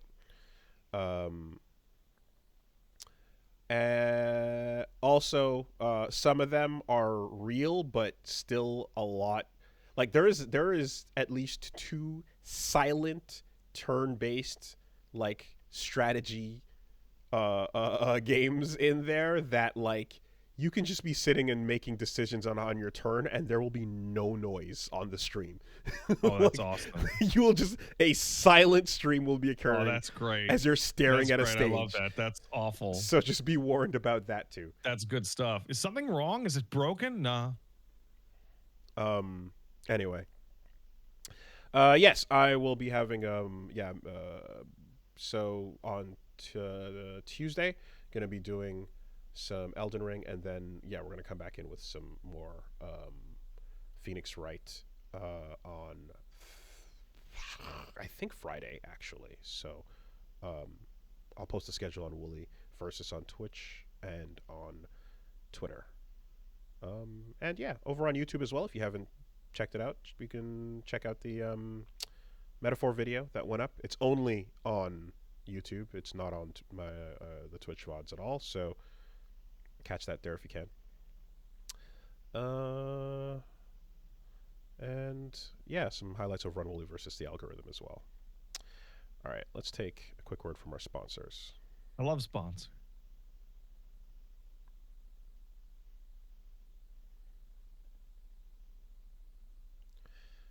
Boop-a-doop, boop, boop. This week, the podcast is sponsored by Loading Time. Oh, cool. Oh, yeah. I did a slop stream. We watched some good slop. We watched some bad slop. We watched some great shit like Kurt Russell and John Carpenter just laughing at a commentary track watching The Thing. That was great. Had a good time going over it, and then we got to the core of ADHD editing, and what's his name? When you start watching like a replay video of some games highlights, and then like what's his name? The first thing that I forget his name. There's a guy. There's a guy who does the ADHD editing. There's a million graphics a second. There's a lot of them. Maxmore. Okay. There's I've seen I don't know that I could put a specific name, but I've seen more than enough that have popped up and have that. It's usually that one or those two screaming clips that are deep fried and they make your ears hurt. And it's we asked the real hard quit hitting questions, and we get to the core of it, and Reggie kind of has to look deep into his soul a bit on that, because it truly is like at the end of the day, does louder truly equal funnier? I fucking hope so. One brave man says yes. I fucking hope so, brother, because loud equals funny. And that's all you need to know. All right. This week the podcast is sponsored by Shopify. Hey, Shopify, what's hanging? A great cart for your business or your website is hanging. That's awesome, man. The kids love it. If you've got a business and you're trying to figure out how to take that to the next step, if you want to figure out how to sell things online and make it so that you can keep track of everything as you grow, you're going to need a good cart. You're going to need a good platform for selling and for all your commerce. And as people who could barely point a camera and microphone at a screen and then record it and stick those videos online, we could barely figure out how to get a t-shirt or other sold. And it helps that we were able to with Shopify. So that's the number one checkout on the planet. They are known behind brands like Aloe, Allbirds, Skims. They've got a award-winning customer service that can help you and keep track of all of your data as you are selling from your first to your millionth sale. conversions of up to 50%. Oh, shop pay that boosts conversions up to 50%. There you go. And that shop app, I can say that like literally using it right now as we speak, as I'm waiting for stuff to come in. It's pretty handy keeping track of what's coming and going. And when I have a lot of things coming from different places and being dropped off, I just default to putting a lot of my shipping things through it. So I know for a fact that like that on its own has been incredibly useful. So if you want your sales to be compatible with that as well with the shop app, you want to hit up Shopify. It helps you. It helps you figure out how to sell a T-shirt, folks, and how to get it worldwide. What I'm doing. I don't know what I'm doing. Help me. Upgrade your business. Get the same checkout that we use. Sign up for your $1 per month period at shopify.com/superbeast, all lowercase. Go to shopify.com/superbeast to upgrade your selling today. Shopify.com/superbeast. Thank you, Shopify. Thanks, Shopify.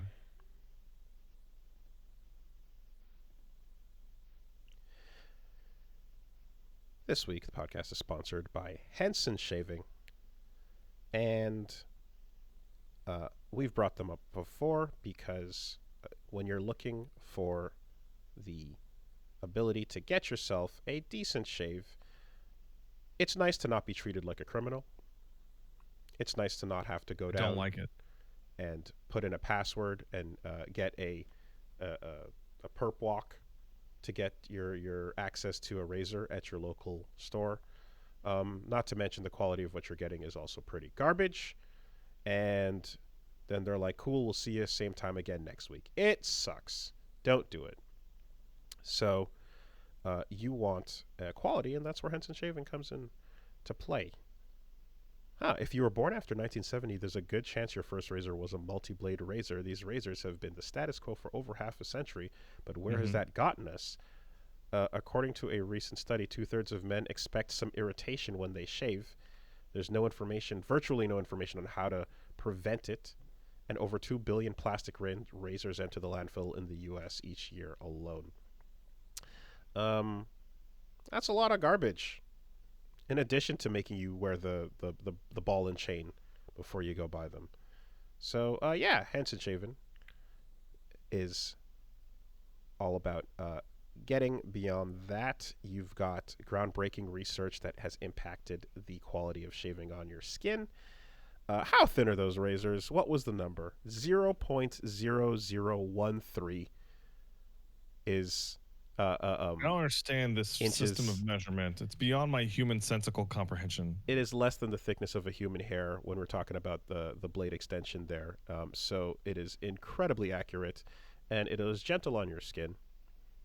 And Henson makes their razors in their aerospace machine shop that also makes parts for a Mars rover and International Space Station. So they're exceptional at manufacturing, and that level of precision is... going into the quality of the razor that you're getting from them. And with that, of course, you're also getting not just the quality, but it's at a pretty good price by comparison to getting ripped off down the corner. Only about $3 to $5 per year to replace the blades. The razor itself is made of aluminum, and there's no plastic. Also no plastic in the packaging as well. So, you want to get in on the laser-like accuracy. I've used it to line up, edge up a bit, get some sharp lines going on the jaw, and I can appreciate the lack of bumps that I used to get when I was a teenager and when I was learning how to do it. These days, I've been much more paranoid about the quality of what I'm going to put on my face, because when those bumps that come around, they don't go away anytime soon. They last a while, and it sucks. It's not great. So say no to subscriptions and yes to a razor that'll last you a lifetime. Visit hensonshaving.com/superbeast to pick the razor you want and use code SUPERBEAST, and you'll get 2 years worth of blades free with your razor. Just make sure to add them to your cart. That's 100 free blades when you head to HENSONSHAVING.com/superbeast and use the code superbeast. Thank you, Henson Shaving. Thanks, Henson Shaving.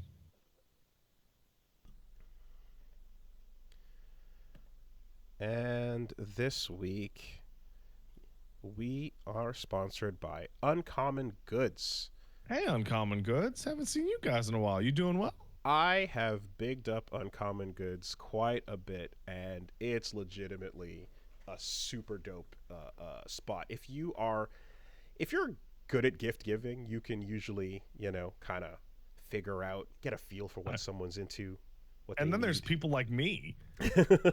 And where if you're bad at it, you're like, I don't know. But either way, Uncommon Goods is like, basically, it's exactly what the name advertises.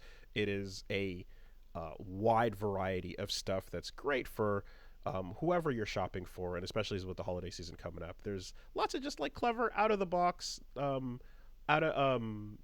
unusual but interesting ideas and stuff for gifts. And I know I've talked before about how I've been able to find some great like planting stuff for the wife. I've got the self lighting and growing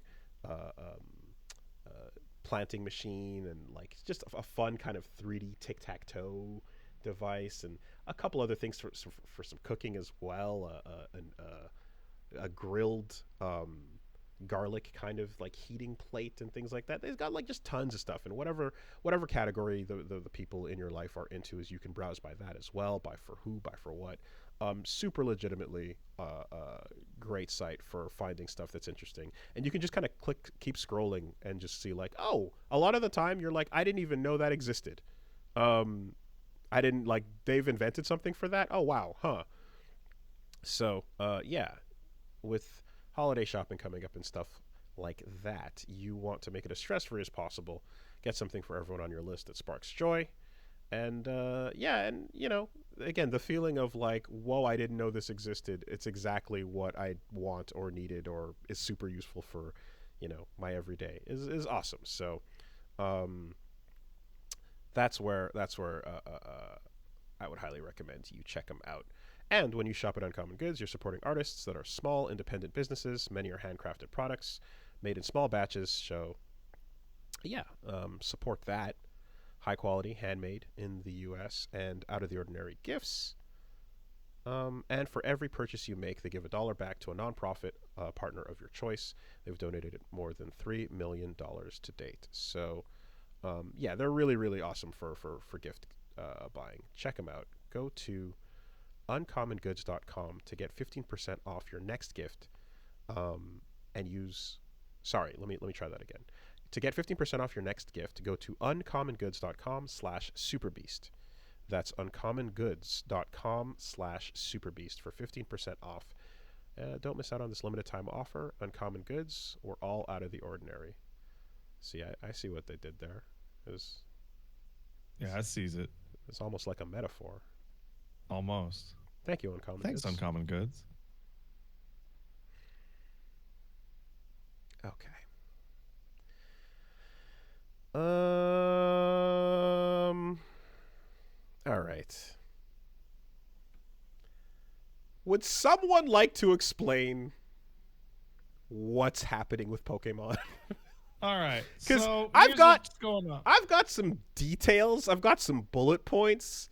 But the more I try to get my head around the whole thing, the less I actually feel like I know. All right. So here's what's going on. You ready?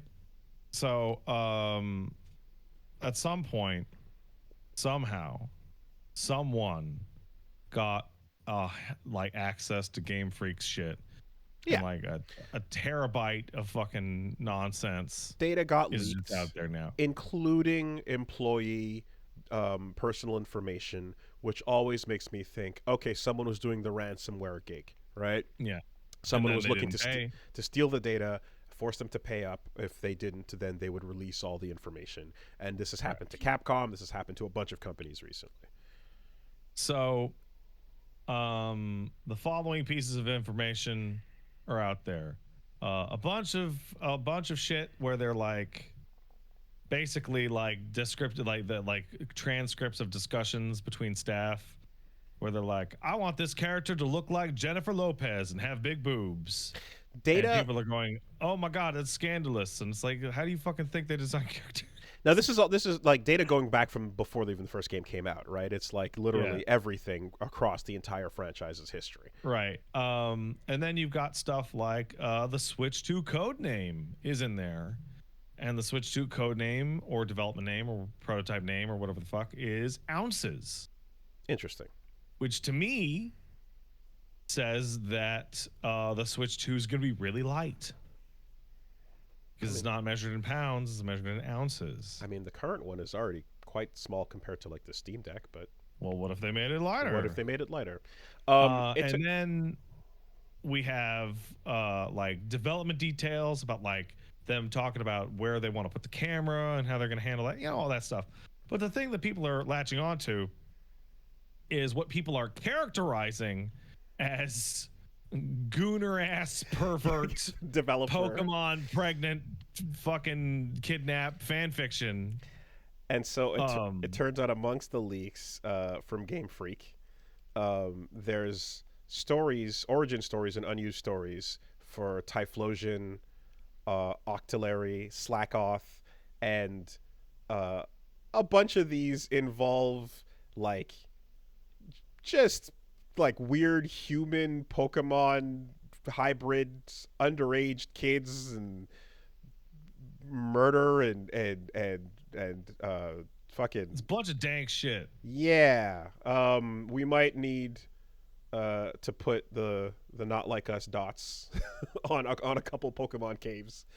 So the core of this is that these are all pretty much just like, what if we took like the Greek myth of this or this yokai myth where a Kappa stole and just applied it to Pokemon. So that's yeah. So what I've seen is there's the stories, and then the people freaking out about what's in the stories, and then the summaries therein of, you know, Typhlosion killed a dude and banged an underage girl and gave her a half human, half Pokemon baby and all that. And then what I've seen is the third round of people explaining that what these are folk tales and mythology that are reflecting the creation myths like in the real world, and it's not unlike the Brothers Grimm or other really dark so what you're seeing is a bunch of creatives like spitball a bunch of bullshit and then go, nah, we're not gonna put that in there, that's weird. And people taking like, I can't fucking believe this. Oh, shut up. The child-friendly franchise eventually that was landed on, I guess, there was a time when they were spitballing, making it much darker. And I guess that's why over the years I've heard about these like things where they're like, oh, there actually was a Pokemon god that gave birth to all life, and like every one of those little things that like I heard about later on that were all creation myths and weird deific things. And you know, there's already been characters that have like married Pokemon, and they're weird. The links between humanity and Pokemon and humans being a type or whatever. I'm like, oh, that makes a lot of sense given that like from the jump there was already this kind of bit like yokai creation myth. Exactly. Is it Arceus is God, right? That's the bit? Yeah, Arceus is God. We're all descended from Arceus. Okay. All right. So yeah, like I guess there's Pokemon impregnations and kidnapping lore and bits that are there. We knew this was going on. If you followed the money, you'd know this was already happening. You followed the money, yeah. It's so again. I'm like it is there definitely are. I remember like these kind of storylines you'd hear about, like again the Grimm fairy tales versions of every like childhood thing, or the Gashly Crumb Tinies, where like the things were to be like, oh, the children did good and they lived happily ever after, or they did bad and they died, and I remember being young and being like, ooh, what the fuck, ooh, that's dark, people didn't die in the other pop-up books I was reading. Mm-hmm. Um, and I do feel that like a lot of the time too as well when you hear about yeah, like Japanese creation myths too, they definitely get into They get fucking weird. yeah, with like uh, long names that get referenced as the final form of your persona. Careful, there's a demon that'll pull your soul out through your asshole. It's now in Elden Ring. It's called the the crazed butt caca consumer. the butt eyeball thing. Yeah. Yeah. And they make for some great like Yukio-e style, views of Mount Fuji Hokusai painting style things that look great on woodblock. And I imagine that if ever there were bits of this that were referenced in any way, shape, or form, it would be like in cave drawings on the wall inside of some mysterious ancient place or something, But yeah, that seems to be part of it. And now there's also like terabytes and terabytes of other like things too. So it's like the more I was looking, like that's one element, but there's like literally just like also leaks about like future plans and I want to say that like at least 2 games source code as well. Like it's apparently modders are like super excited because Pokemon ROM hacks are about to get like super good. Yeah. Nah, man. It's the same thing every time with these, which is just like fucking people's passports and addresses are always part of it, and that's fucked up. I feel like there's like we're living in a dead society that's only crumbling further as instead of people going, I can't believe these people got their personal shit hacked, people are going, I can't believe someone drew what if Typhlosion had sex with a girl on a napkin. Mm-hmm. Like, and now certain and yeah, and like the 3 in particular of all the Pokemon, Typhlosion, Octillery, and Slakoth are the ones that are taking the most heat. People they're in the crosshairs. Kendrick has to come for Typhlosion. Yeah, Typhlosion, like all joking aside and all seriousness aside, no one will ever look at Typhlosion the same way again. I literally just scrolled past a fucking screenshot of like 10 Typhlosions standing around a Pokemon trainer like not 10 minutes ago. Yeah, so I mean I thought Reshiram was the beginning of this, and then somewhere in the middle was the Smasher Pass. Reshiram was not the beginning. Well, Reshiram was the beginning for you. Well, Smasher Pass, you don't get a say with Typhlosion. Typhlosion will decide whether whether the smashing or passing is going to occur. Anyway, yeah, and whatever that what's the crocodile lizard one that like looks all like seductive, the one with the eyes. I don't. Yeah. So I'm like really afraid that you're just describing a regular crocodile looking one, and you're like, look at how seductive they are. It's just like a crocodile. Googly eyes. There's one that everyone in the Smasher Pass, everyone in the Smasher Pass gets to that one and goes, "Yo, what's with that? What's with those eyes, though?" Oh yeah, what is with those eyes? What's up with that? Exactly. What's going on there? Oh man. All right. Well, anyway. Hey, before we go to a different news, I forgot something from my week that was really important. Oh, okay. It was so important.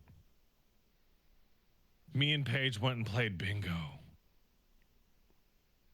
We went to a charity bingo hall.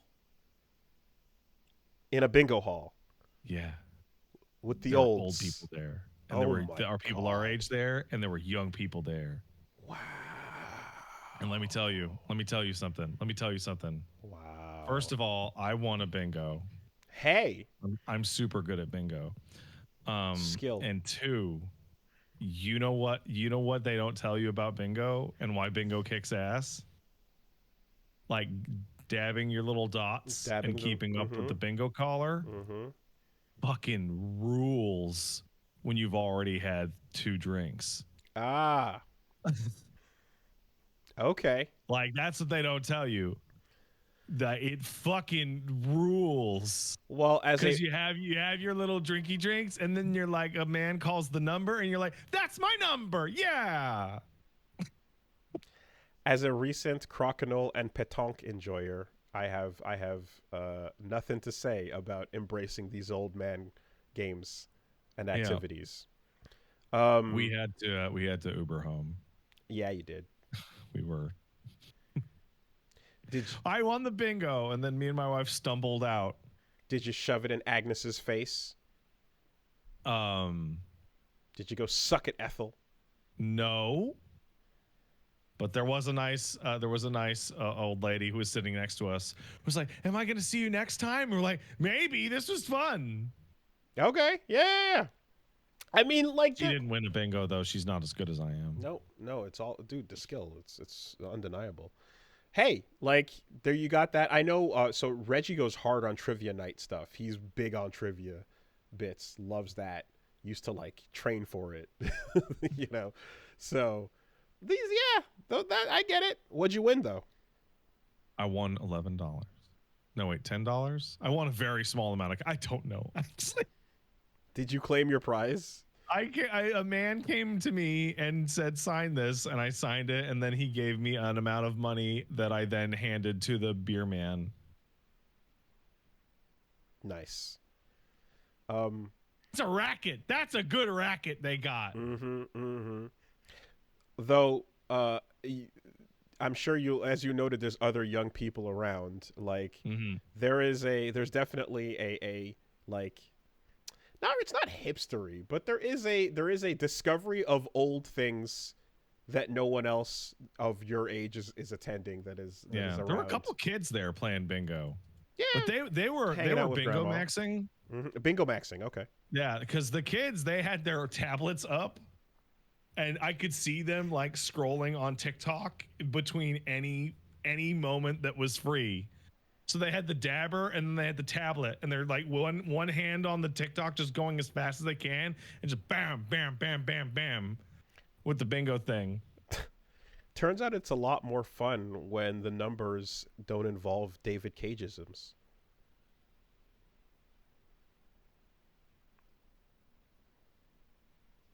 Yep. That's the last time we played bingo. Anyway, so is Typhlosion getting locked up or what? What are we doing here? Typhlosion's not real. I don't mean to break it to anyone. Okay. But we need to move back into the situation in which your disgust or outrage needs to be appropriately pointed at the fact that this isn't real. Okay. Nonetheless, Nurse Jenny is going to lock up some of these types based on sight. Just looking at that's like, always been the case. Yeah, I mean, you can just look at certain ones and, you know. All right. Was I not giving you what you needed on the Jenny racial profiling angle? No, we're good. And it was, and less about racial profiling and more about locking up the predators and, you know, throwing away the key. Yeah. Anyway, Pokemon's so fucking stupid. So speaking of villains and bad things, Adi Shankar has been online, and he's working on the new Devil May Cry series, the anime that's going to be coming to Netflix. And some people noted in some of the conversation about, you know, the trailer and some of the stuff we're seeing. Interesting note. There's some, like, looking at the screenshots in the trailer, Dante's wearing 3 different shirts under his jacket. So it seems like there's different eras of Dante that are going to be covered there. Because you got the black shirt, you got the white shirt, you got the no shirt. So we'll see what they're going. Yeah, Adi Shankar, he replied to a couple people's tweets about Vergil as a villain, saying, actually, someone said Vergil is the coolest villain in the history of gaming, and he said, correction, anti-hero. He's not. He's an absolute villain. And he's then, like 100%. And then the person said he's a villain when he's motivated with gaining more power. And Adi Shankar said, disagree. His pursuit of power is rooted in logic. He understands the core nature of the universe. He's not a villain. He's just smart. And No, then what the fuck is this nonsense? And then a second tweet, because people are going, whoa, whoa, whoa, whoa,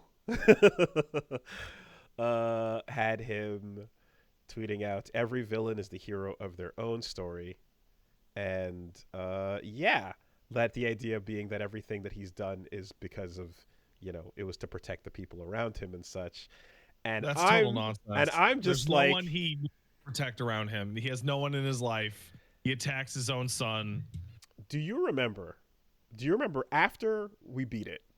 I remember this conversation so vividly, and I'm ready to go right back into it. And I sat down and I had a okay, we need to talk about Vergil moment. We need to talk about this character that I think is awesome and is very cool and a huge fucking one of my favorites. He's a piece of shit. He's awful. He is a piece of shit. Just so right. This was a couple years ago, so you might have missed it. But in case you missed it, at the end of Devil May Cry 5, after all the actions were said and done, and we got that kind of the bromance going between the bros and everything is jackpot. There's a bit in there where I'm like, yeah, it's easy with the fan base especially, to kind of whitewash and kind of forget the crimes and horrendous shit that he's responsible for. Ada Wong is very morally gray. But legitimately, by going no, it was Urizen to blame. It's no. Before all of that, when he raised the Temen Nigru in 3, knowing that he would be unleashing the demon world on Earth, he was totally okay with that as a means of getting to Sparta's power. And so you say that, and it's I don't remember that being in the game, but you know what it is in? It's in the DMC3 manga that this anime is taking characters directly from, in which he's like, yeah, I'm going to raise this tower. What about all the people who live there? Aren't they going to get attacked by demons? And he's like, that's their fault for being pussies. Yeah, if things like Tony Redgrave and Morrison and all that stuff is all part of the canon as well, it's he straight up raised the tower, knowing the threats and kind of being yeah, my goal is not to cause this suffering, but I don't care because what I'm after is in there, and that's more important to me. Maybe if they didn't want to get eaten by demons, they should be stronger, because that's what I'm doing. I don't want to get eaten by demons, so I'm going to get stronger. And Dante's those are the demons that killed our mom, idiot. He's like, yeah, I'm getting stronger so they don't kill me. What is hard to understand here? So then later, right, when it's after all these losses, after, eventually after fucking eating shit, he's like, I've got to cut out the human from the demon, and you get your Urizen. It's even if the Urizen that gets created is the one to blame, that's still him pushing that domino over to create that effect. Okay. Is Vergil responsible for the actions of Urizen? Okay, let's break this down. Is V responsible for the actions? No. V is not responsible. But however, is Vergil? Yes, Vergil is as guilty of what Urizen does as a drunk driver is for causing a car accident. He said, I'm going to do this, and I don't really care what's going to happen because I really want to do it. And then a bunch of shit happened, Vergil. You knew it could. You knew you were playing with fire. The Qliphoth annihilating a city is not number one on the list, nor is it even the main goal, but it sure is just a thing that happens to bystanders while I'm on my way to this fruit, right? And then, V coming back together at the right moment was ultimately it was a part of a plan of desperation because he knew he didn't have long left either, and you can this is where you can kind of get into was the plan to always stay back as a full demon? Well, what about? I think that Vergil had no plan at all, because when he's defeated as a demon only, and that wasn't good enough, even after having the fruit, clearly, right? There must have been some regret to that, and V gets over there at the right time and maybe he changed his mind. But whatever the case is, like, the motivation to do all that was fucking evil, dude. It was horrible.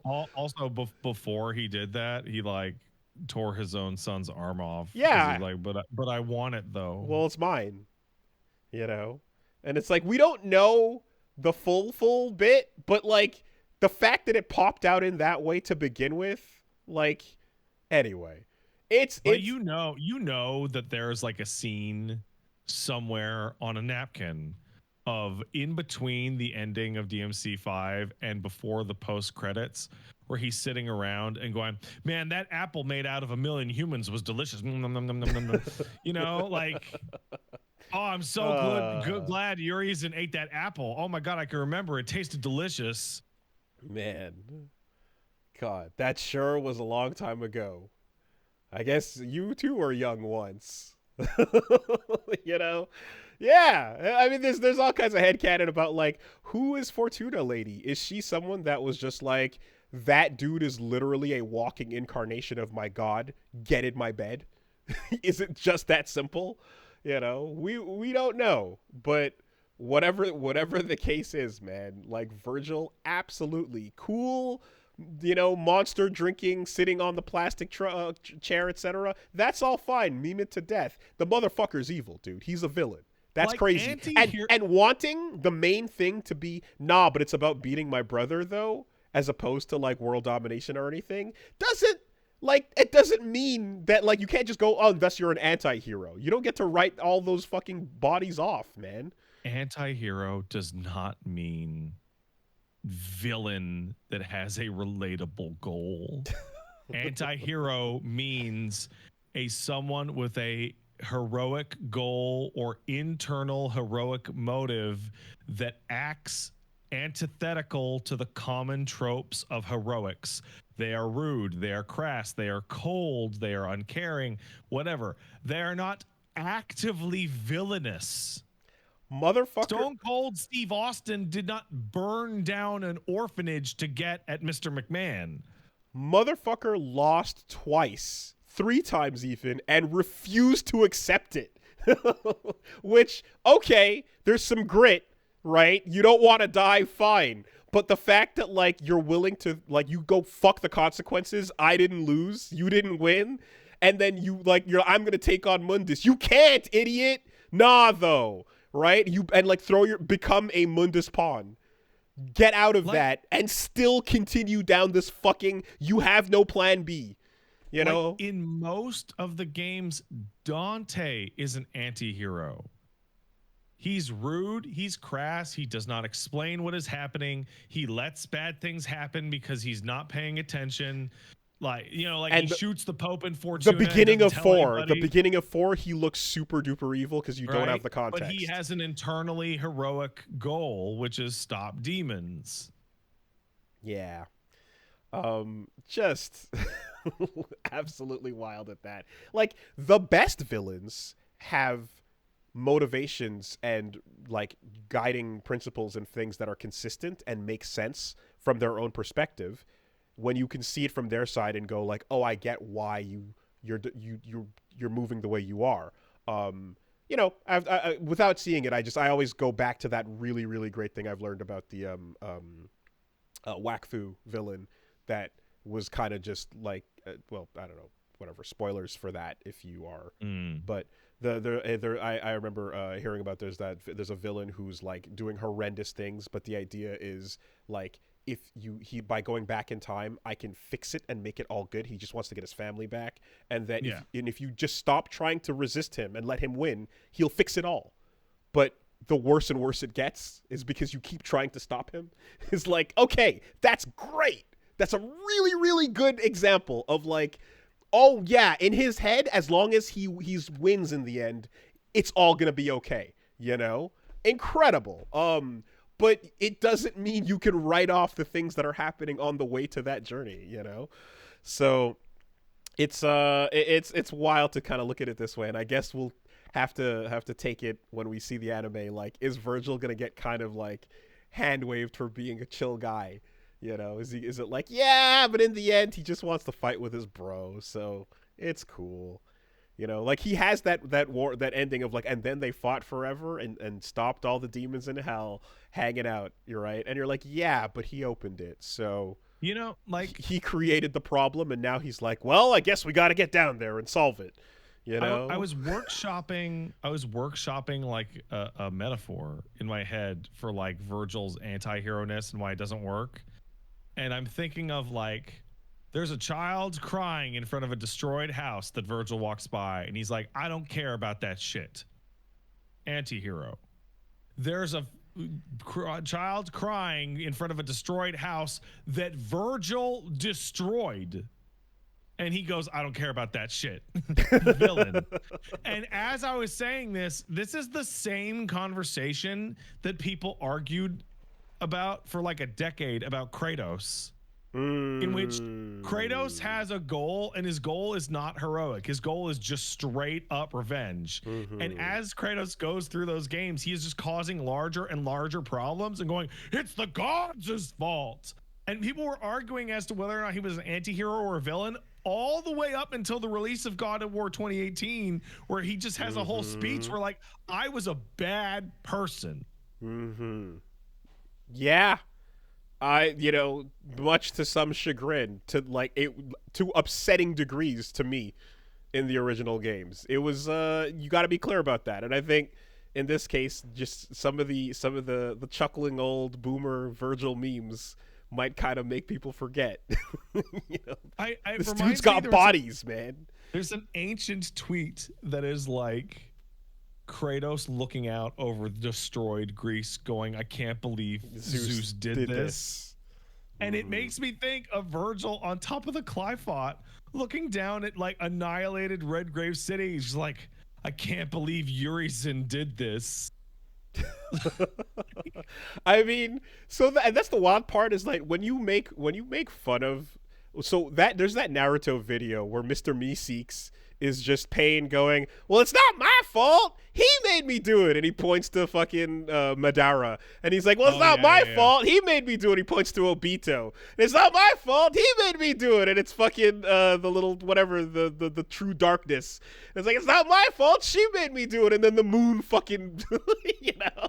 And it's all these just like, yeah, okay, all right, sure. No one's to blame. Everyone's on the swing set. We got 8 swing sets in a row.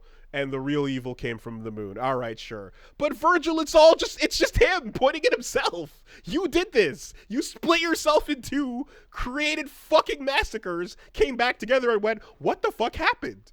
Oh, that's crazy, man. Who shot Hannibal? That's wild. You see, hey, Dante, you see all this shit? What happened? Well, the portal's open and we better get down there. Someone's got to fix this. There's a real good feeling where like we have all this arguing and all this shit and like it's never explicitly stated or gone into at all, but there's a genuine feeling for me that like that ending in DMC5 only works under the explicit condition that Vergil is just going to stay in hell. Yeah. He's gonna watch to make sure he to watch stays in over hell. him. Yeah.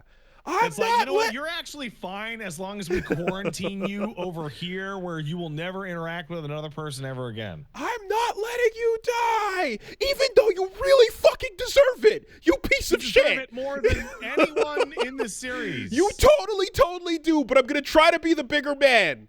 But holy fuck do you deserve it. But fine, I'm not letting you die. God damn it, dude. Ugh. What an asshole. He's a fucking asshole.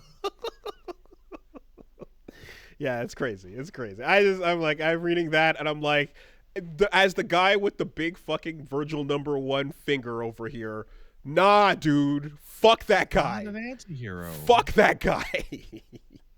He sucks. I mean, he rules, but he sucks. Don't get it twisted. Anyway. Like he's like the fucking fight with Nero, and then he's like, "Oh, my son. Oh, cool. That boy is my son." Yes. Huh. That's crazy. Wild. Really? Wow. Damn. No shit. Wow. Really? Oh, weird. Cap. You capping, bro. Cap. Really? I That thought ain't it my was son. Dante. I thought that was no, not me. Really? Oh, crazy. And it's because he can fucking beat him up, because he can fight. You know. I acknowledge you. What, my existence or my strength? You know, my strength. Like literal. Anyway. I don't have a son until he kicks me in the balls and fucking DTs on my ass. Until I get busted into the ground. I just saw it's weird seeing on Twitter people listening to the podcast in real time, but I saw Haddock just like, what has Vergil ever done that's heroic ever? Has he done one heroic act in the history of his character? He jackpotted with his throw. That's not heroic. That was pragmatic. Like, has Vergil given a hand to anyone in his entire life? He took out the bigger threat at the time so that they could make the real fight about them too. That's it. Personal. That's personal. That's it. He tried to take on Mundus because, you know, daddy went down like that, but also he could prove how powerful he is by becoming strong. You know, I really gotta hand it, because like there's a real problem with a lot of like villains that you fight constantly. So like Dawn Trail has this problem of Final Fantasy 14 Dawn Trail, where like the big villain of that expansion, you never feel like you can't take him. There's never a moment in that whole expansion where you're like, oh man, this guy looks pretty tough. No, the whole time you're like, well, I could just take him right now. I could just take him out right now. Like that, like no problem. But Vergil, who loses like every fight he's ever been in on camera, is still like, yo, that dude's so cool and so strong. Oh shit, it's Vergil. Like, it's nonstop fucking losses for Vergil. The most heroic thing Vergil's ever done was bust a fat nut. that was a heroic nut. That needed to happen. The rest is fucking, you know. Does he get credit for V's actions? I don't know. But, like, yeah. Like, at all. Not to mention the part where if you really want to go back and examine it, it's like, you were outside. She was inside. There were demons. No one abandoned you. They just couldn't get to you because of the demons. You fucking jerk. You stupid idiot. Oh. Yeah. All right. Vergil's so dumb. I love him. I love him so much. Hey, I'm gonna need a second. All right. I'll be right back.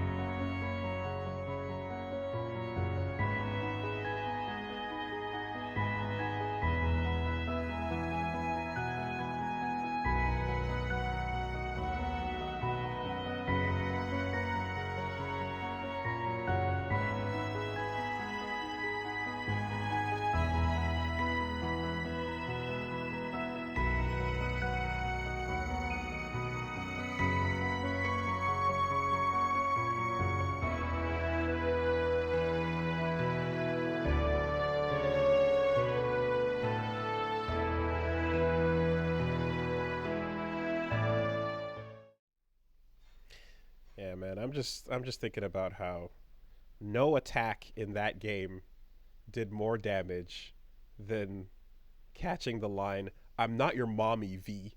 Just Oh. like when he fused back together, that chunk of damage stayed. That never went Oh. away. That's in there. Trish won the scene. Man, Dante's not the only one getting impaled in every game, dude. V got fucking lit up. Yeah. Anyways. Okay. So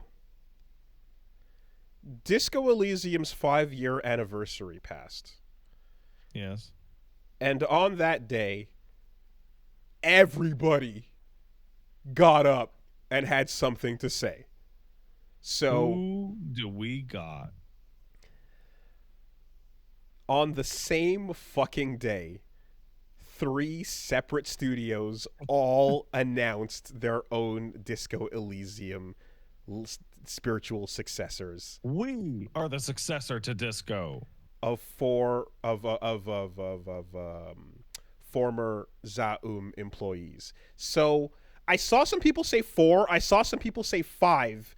I can confirm the 3. That's when looking at it after the fact, because people were saying 4 and 5, and I was like, wait, okay, I can only see the 3 new studios that are popping up that have made their announcements. I see 5 here. Okay, so I'll talk about the ones that I've gotten.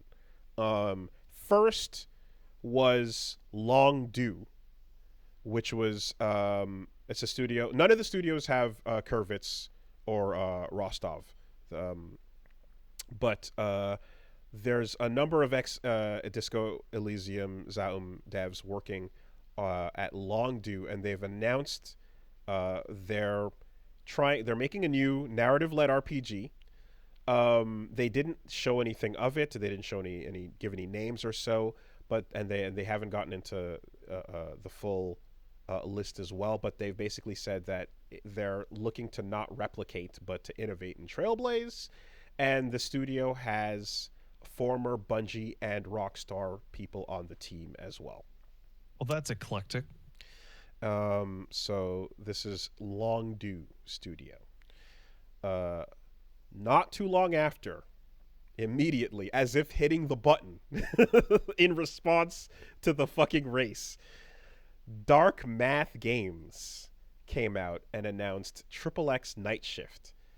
And they are a studio of 20 people, half from Zaum. Again, no Kurvitz or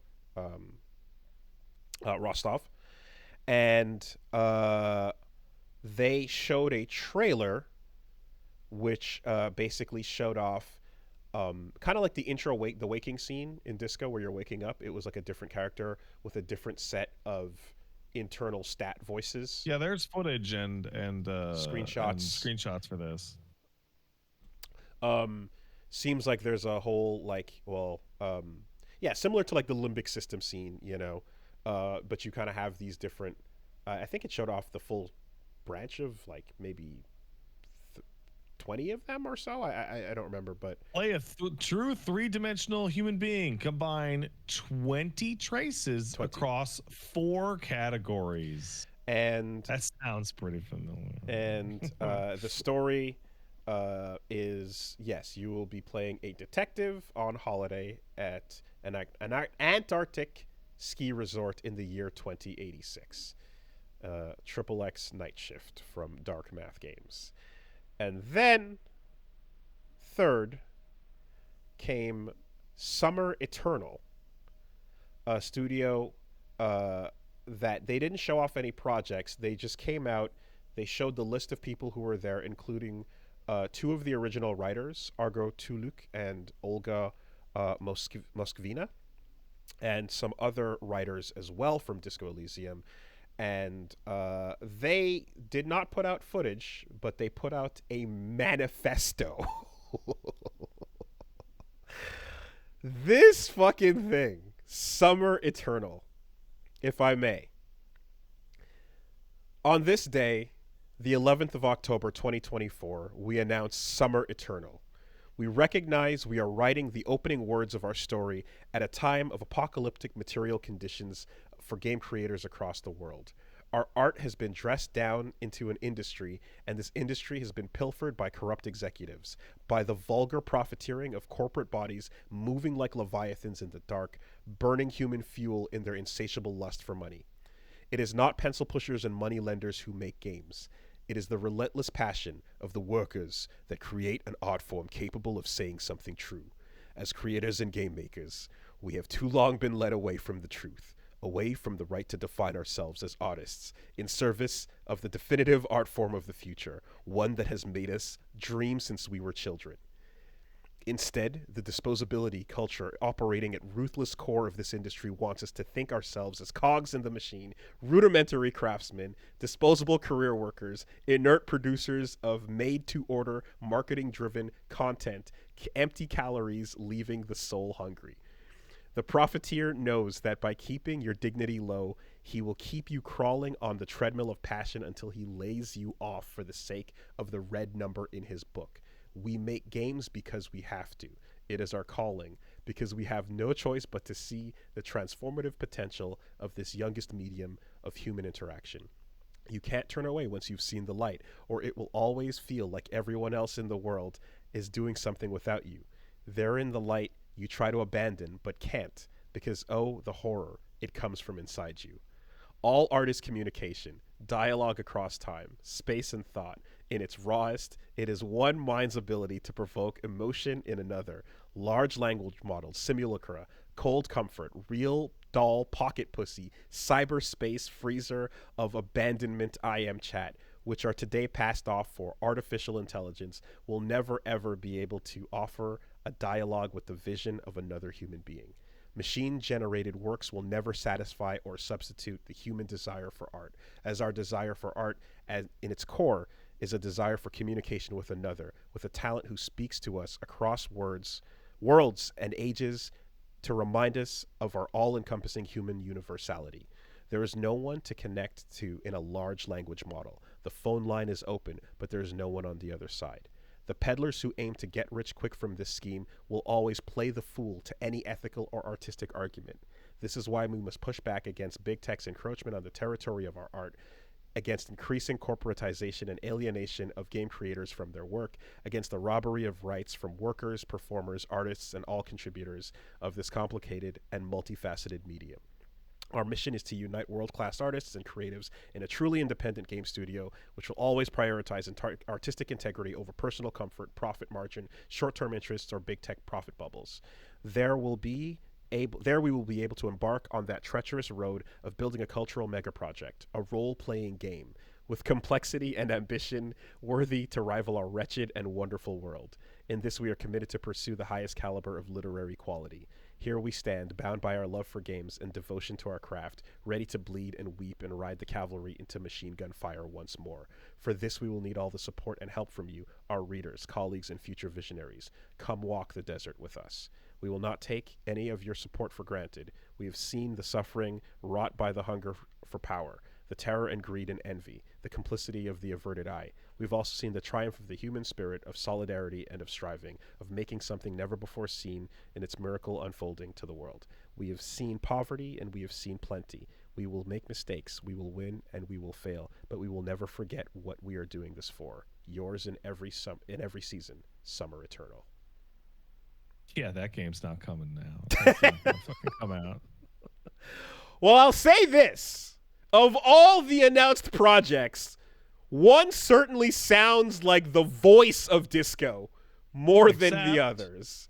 There's one that did not get announced on the 11th. There's one that got announced 2 years ago, and it was Red Info Ltd., the company that Kurvitz and Rostov did go and make and have since been radio silent. They're working under NetEase. Okay. So... And then the fifth is Zaum's continued shambling corpse. Okay, we're counting Zaum. Yes, okay, there you go. That makes sense. Fair enough. So these three were announced simultaneously, and then there's the prior. The fourth that was a little bit bad, and then there's the obvious remaining. Yes. So here there are words and there are people writing them. Yeah.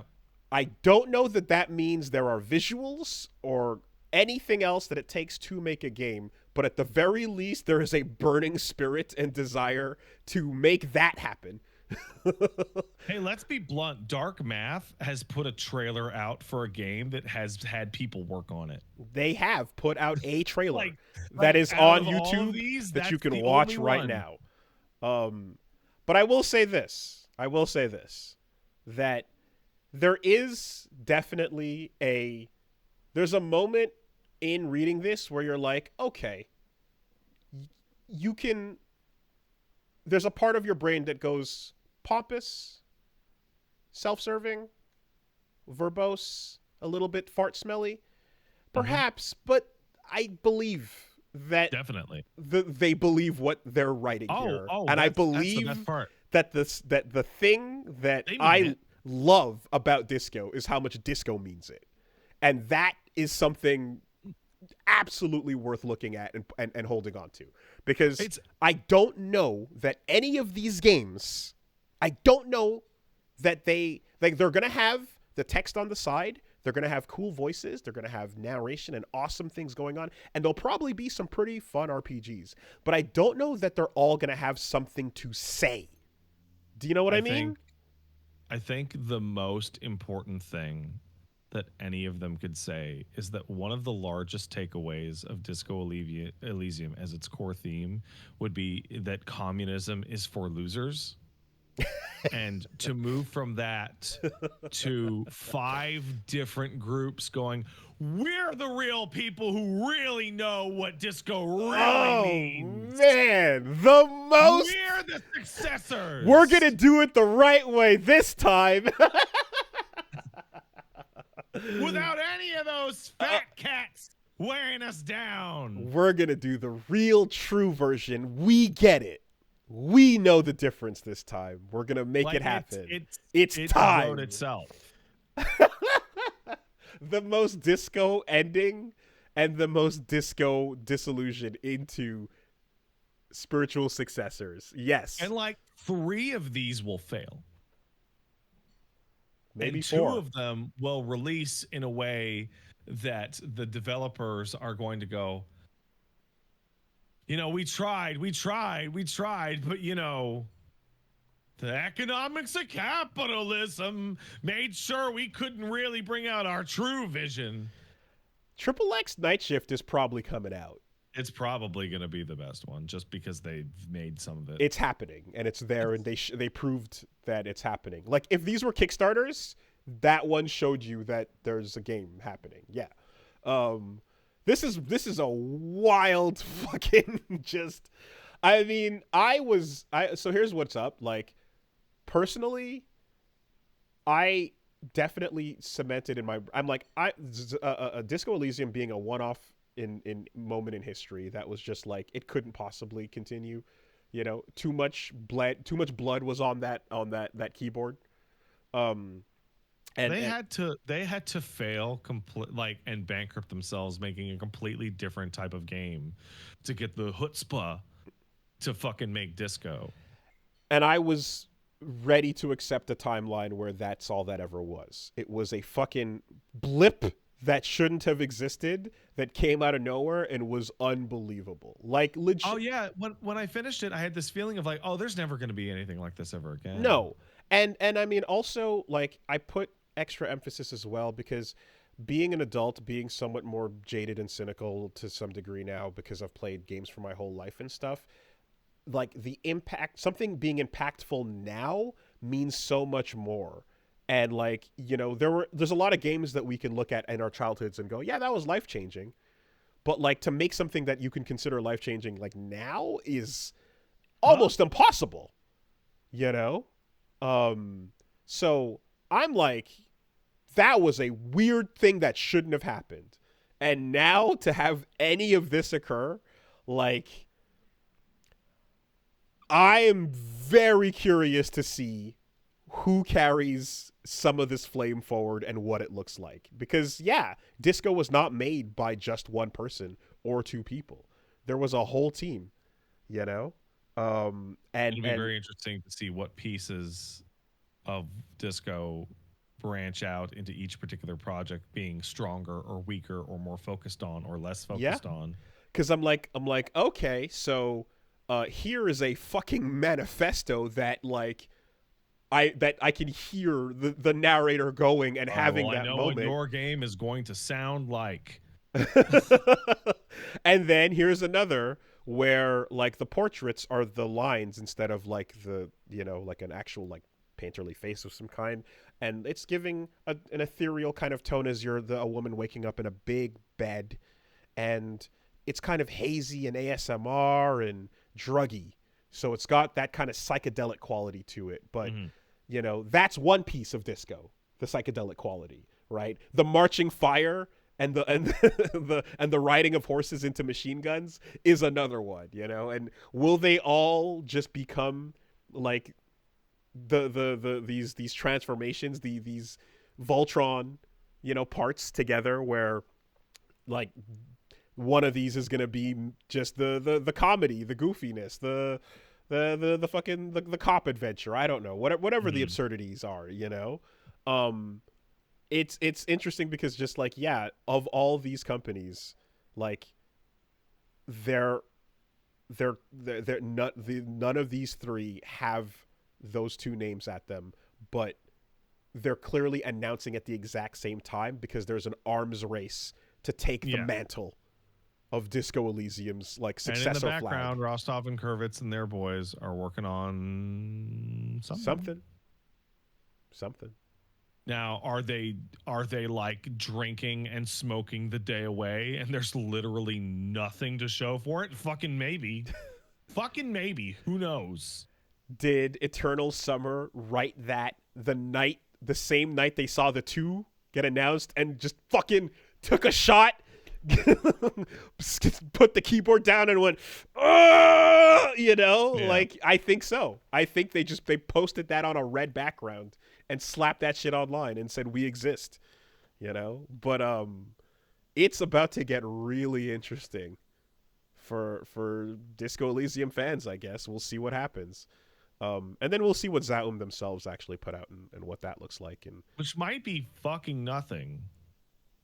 The way this letter is written, this manifesto is penned, makes it sound like what you can expect from Zaum might be heavily AI dependent, you know? Oh, that'd be bad. But like, who else but light bending money would embrace that? Why do you guys know? keep talking to me about writers? Just have the chat GPT write it. I would not imagine those words were included here for no reason, you know. That would also be the most disco thing ever. It really would. Like, Joyce forever, disco baby. Oh man, yeah. This story just keeps like the vibe. It's just that it's a vibe nuke is what it is. Disco Elysium was a vibe nuke on video games, and then the fallout continues. And then it was killed, and then its fucking head split like the Hydra. It's too late. You can't kill it. It's already out there. We've already seen it. We've heard it. We've played it. And most importantly, it was voice acted. Yeah. If the best These are one, all going to be smaller scale projects, which makes me wonder if the best one of these games is not voice acted. Yeah, that's what's gonna. Yeah, that's what's gonna happen, bro. You know that's gonna happen. Yeah.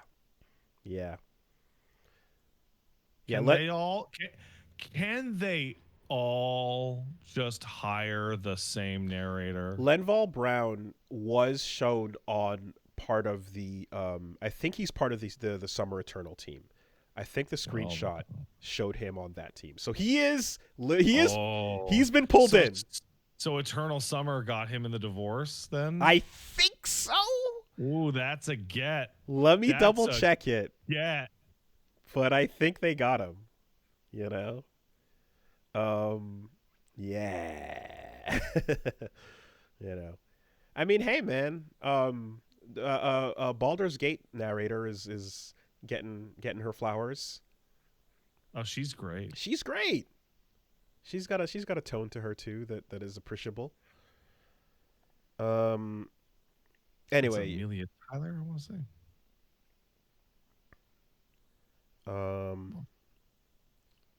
Yeah. So there's a. I think they're the only ones that showed off like the staff, but the voice acting is gonna be the question. Oh well, and then of course Night Shift also showed off the voice acting too. The voice acting is going to be a deal breaker, not for you or I, but for you and I's channels. Correct. But I also put the original Disco on a shelf because of that reason. For this exact purpose. Yeah. But here I am playing Phoenix Wright. And you know what? It's going pretty good. Wright. Phoenix Wright has like in its totality like 1/8 of Disco's voice of dialogue. Like I looked up the numbers, by the way. You did? Yes. So if you want your comparison points. All right, let's do it. Sacred and Terrible Air, the book that I read, has 87,000 words. Phoenix Wright has Ace Attorney has 220,000 words. Yeah, that's about right. So, order of magnitude in difference. But I know what I'm messing with. and if you want to go Disco Elysium word count, you get 1 million words. Not all viewable on every path, but for sure. So let's but a say... lot. You cut out 20%, maybe 30, because you can still exhaust and then pick one, right? Cut down a third, maybe. Sure. Still, yes, orders of magnitude. Fucking crazy. Dude. That's a lot of words. That's a lot of words. Yeah. So there we go. All right. That's pretty much what I thought was interesting this week. This week, huh? There's the only other bit was just it's what we know, but Steam put up a warning message now to let customers know you're buying a license, not actually buying the game. And we all knew this, you know, but that was known. But now this is just a legally we're covering our asses to say that no, when you buy a digital copy of a game, you're not buying the game. And then GOG swoops in and is like, "Hey man, you totally own it."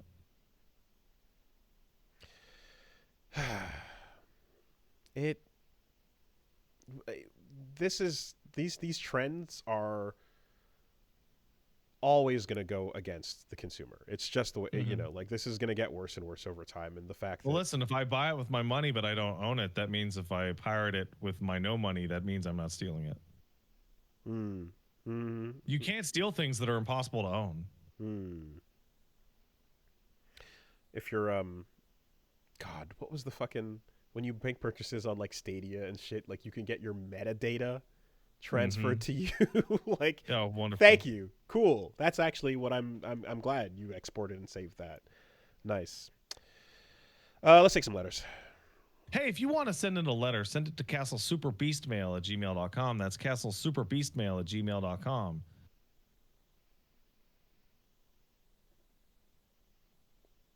All right, we got one coming in.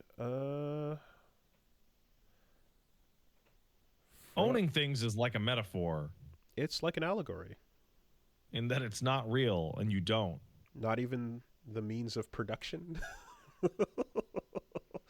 I still think back to a long time ago where I wanted to make a communism joke and I wanted to yell out, seize the means of production.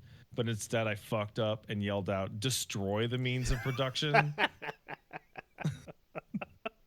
And then I thought about it, and I'm like, fuck it. Actually, yes. Yes. No, that is how that goes. Destroy them in the process of seizing them. You're correct, actually. You were more right than you knew. Oh, fuck. Yep. You're not going to 5G me, motherfucker. Yeah, you are. Give me my 5Gs, please. We'll build our own nuclear energy. Yeah, how hard could it be? Get a couple boys around, and enrich some uranium. This rock's hot, right? So I just need to get it to boil water? Okay, fine, whatever.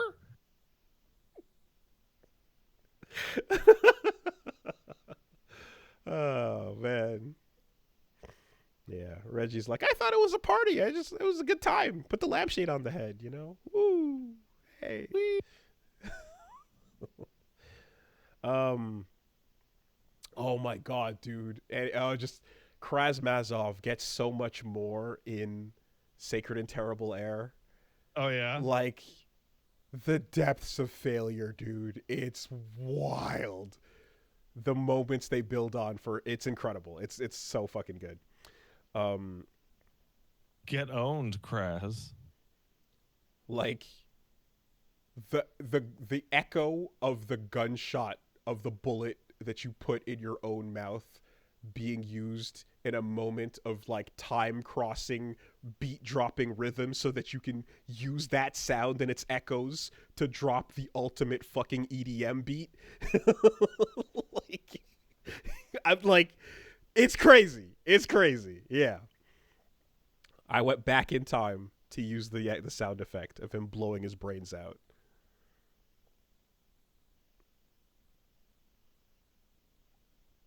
Hit the dance floor. No, I don't want to. All right.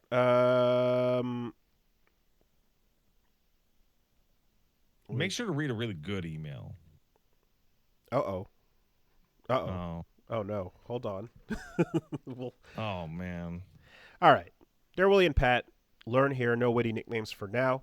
I was watching Sakurai's recent video about the importance of developing games that respect people's time, and while it was very insightful, one thing I appreciate is that while he's talking, he immediately apologizes to fans for wasting so much of their time on Smash.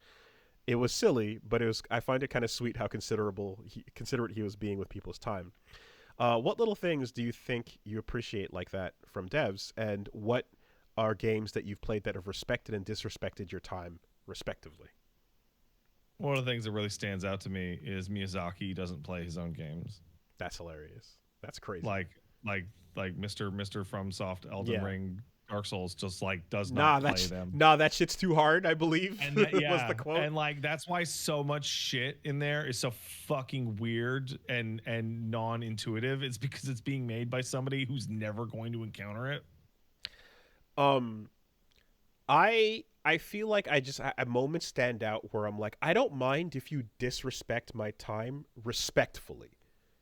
Like I'm one of those that liked sailing, so I enjoy riding my boat, and I feel like in Black Flag that was the full embodiment of what I started to feel playing Wind Waker. What I started to feel playing Wind Waker, Black Flag fully brought that out, but like Triforce pieces obviously can go fuck themselves forever because it doesn't matter what method you're using to get to that thing. That's garbage. I've talked about Metroid Prime 2's disrespecting of your time by going back to get those final little puzzle bits towards the end. But even things where I'm like, I'm not a fan of crafting, for example, right? I don't generally enjoy it that much, and in a lot of cases tweaking things and stuff like depends, but in many games I don't really enjoy it. It's really silly, but like something that I still remember is in Last of Us 1, like when you're modifying your weapons and doing shit and tweaking it and just having the fact that it was all laid out on the table. Yeah. And it was nice. Just that little detail made me enjoy something that I otherwise would not enjoy doing because of the feeling of like survival whittling, and that you're doing and such. Like I actually can find myself enjoying mundane things if you make it feel like it's part of the experience. I play a lot of open world games, and I've had my spiels where I complain about Rockstar, about how like, oh, this fucking takes 10 years to skin a fucking deer because you got to have this lavish deer skinning animation and load up on your horse and all that. But like we've entered into this world in which like is there an animation for picking something up off the fucking ground or not? Because if you're dead still and you hit the button and your character will like kind of lean down and pick something up, but otherwise it'll just shoot in your inventory, fine. But if every time you fucking like, hey, I'm gonna pick up an item, and your character's like, oh, let me go pick up that item, I'm gonna freak out. I fucking hate it. It means nothing to anyone. Stop it. Stop it. Stop it. Stop it. If the thing you're picking up is also ore that dropped on the ground from a picking animation that was already slow because part of the process is making you watch that picking, then yes, let it just drop into your fucking pockets. Like Monster Hunter, as people are pointing out, is like the absolute ultimate. Like I complain about Red Dead and shit like that, but Monster Hunter, there's the oh my fucking god, dude. Oh my god. Oh my god. Every single goddamn animation was this long, laborious thing that could fail. Fuck off. My pickaxe broke. Go to hell. Shout outs to people handing you an invisible object off camera and then your character receiving it. I'm a huge fan of that. Putting it in their back pocket. Oh, here's that dog you wanted. Oh, thank you. I'm also, this is obviously developers wasting my time. Somebody in the chat mentioned Pokemon, but there's a ton of games doing this. Your text needs to be faster. Oh, text speed. I need to be able to kick up the speed of the text to my reading speed, because holy shit. Do you remember Final Fantasy Tactics and like the phrase "little money" in the opening text scroll that it goes LITTLE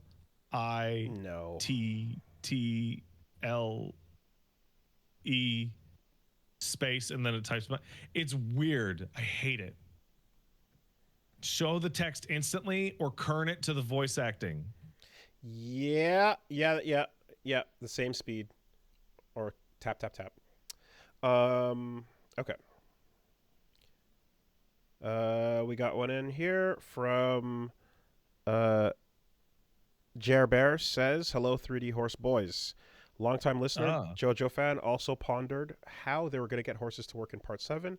I believe a proof of concept has shown itself. Elusive Samurai has a lot of horse combat scenes, and though there's some wizardry, and through some kind of wizardry, they're looking good and not jarring at all. Check it out to see, because this tech could be used for Steel Ball Run. Also an aside. Okay. You're trying to look for it right now. My retired non-video game playing mother's favorite podcast. Oh, thank you. She affectionately refers to you two as her boys. Fine. That's very nice of her. Thank you. That's sweet. Okay. Elusive Samurai. Okay, they're 3D models. That's what's happening. But they're being shaded really appropriately. Let me see. And the horse. Yeah, they're 3D models, and they have a really good run cycle that is well put together. And like I'm seeing different shots of the horse in Elusive Samurai, and the horse has the same run cycle in all the shots. Okay. But the run cycle is really good, and they're just shading it really, really flat. It's so flat. It looks 2D. Yeah, okay. I see a really flat shaded horse right now in screenshot. Is there movement? Here, I'll get you a fucking shot here. I found the video. Here you go. Share. Start at 144. Boop. Okay. No. Here you go. So you'll see what I'm talking about. Wait, did I? Yeah. You'll see what I'm talking about. I have to open it in a not loud way for stream. But like the horse has like one run animation, and the run animation is solid, and the horse is just shaded so flat that it's not clear it's a 3D model. Oh god damn. But it's 3D model. This is only gonna hold on a second. This is only gonna open in a way that's loud. Oh no. All right. Let me figure this out. Give me a second. Sorry. Yeah, they're basically painting over the 3D-ness. We always knew it was going to be 3D horsies. The question is, Wooly, do the horses in Steel Ball Run, do they do anything other than run? Yeah, they do. I mean, stuff? They run in really cool, crazy, non-standard ways sometimes. They do things. They do. They run, but boy, they're you know, they fucking go. and like there's moments of like musculature detail and emphasis that are like, yeah. You know what they can do? They can just, whenever that happens, they can just cut to a landscape shot. And then cut back to the characters, and Gyro's like, holy shit, your horse did that. It was so crazy. Read the manga. True believers. Yeah. I mean, they literally replace the characters like feet, like are just, during fights at times. Yeah. Like it's, All right. Elusive Samurai. No, you know what they need? No. I did it. Just don't animate the horses at all. Static just horses. have them be stone still, standing straight up, like doing the horse equivalent of an A pose, and just have them slide around. Flat panels with the 3D characters on top of them. Yeah. Okay. Yeah. All right. We got one here from Cole who says, hey, Patrick and Woolsworth, what's a feature or mechanic that was unique to a game that you're disappointed you haven't seen it ripped off or reiterated on more? For example, Mount and Blade has the best medieval melee combat system of all time, but to my knowledge it has only been copied by Fat Shark's fantastic but short-lived War of the Roses. Curious to hear your thoughts.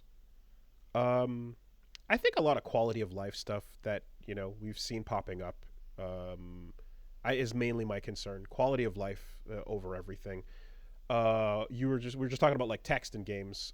I think of how 999 lets you skip past all the text that you've already read to get to the new stuff on subsequent playthroughs. Oh, that's insanely common. That's like one of the most common visual novel features that ever existed. At the time that I played it, that was the first time I had ever seen it. Oh no, that's like standard. Okay. Well, awesome. Great. Good to know. Back then that was the first time for me. And I love the idea of, like, for example, P3 with the ability to go back earlier in the day on your saves, stuff like that as well. It's just really nice. Oh yeah, that's nice. Like save rotation being baked into the moment that you actually pick, I'm seeing a lot of people in chat say the Nemesis system. It's fucking criminal we never got the Nemesis system in anything other than those goddamn Lord of the Rings games. Because it's patented and now it can't go anywhere. But like they didn't even use it for like Batman. Like they could have made a Batman game with a Nemesis system. That would have worked. I'm gonna nominate the zapping system. The zapping scenario system where the game changes depending on who you beat the game with first. I think that's cool. Yep. Yeah, other cool stuff that's probably used in other things I have. I don't know. So that.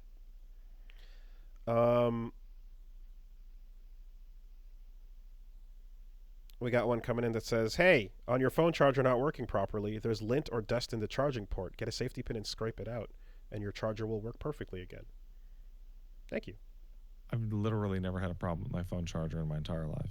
I had those, but that's when I was talking about the wiggling of the...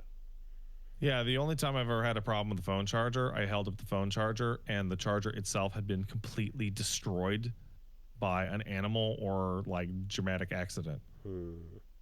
And it's like, well, these pins are, like, bordering on being broken off. There's no way I can use this. I would suggest maybe not using a metal thing, maybe like a toothpick or something that wouldn't necessarily electrocute you potentially by sticking it in an outlet or a socket or port. What do you rotate? Do you rotate? Do you like replace your phones often enough that I replace my phone every like 3 or 4 years? Okay. I'm sometimes less frequent than that even. So, all right, and let's take one last one here. Rotten Butter writes, Dear Something Clever. I'm clever. Yay. Thank you for saying that we're clever. Wanted to share with you something I learned about the U.S. government today that I can only describe as some anime bullshit. So the governor of states have the power to veto bills. And in Wisconsin, they also have the power to veto parts of a bill, meaning that they can let most of a bill pass but delete parts they don't agree with. Oh, that's crazy, actually. Clearly, when they made this power, they didn't think about how far this could be pushed until in 1990 when they made a Vanna White law that prevents governors from taking out words and sentences to make Frankenstein bills that are completely different from their original intent. All you have to do is black out the word "not." Exactly. But this hasn't stopped the current governor from saying that numbers and punctuation are still fair game. Oh my god, dude. Come on. So taking a bill that would increase school budgets every year from 2024 to 2025 and making it into one that would increase budgets every year until 2450. No question, just thought you'd get a kick out of the Wisconsin governor using a veto power like the hand. Such a bunch of bullshit. That is funny. It's mainly the funny handle. It's mainly funny because we don't live in Wisconsin. That's insane to just like, okay, let's use these letters and fucking just construct another bill by deleting. And like the logic of the words has to remain true. The rules say I can do it. So every bill just puts every letter at the beginning and at the end, and then whoever gets in can just fucking whoop, whoop, whoop. Yeah, that's incredible. That's wild. Talk about fucking with the founding fathers' interpretations of things, man. Wisconsin, you crazy. All right. Why is it called a Vanna White law? Because of the, I'm assuming, Wheel of Fortune letters appearing. Okay, yeah, all right, yeah. You know? People who annoy you.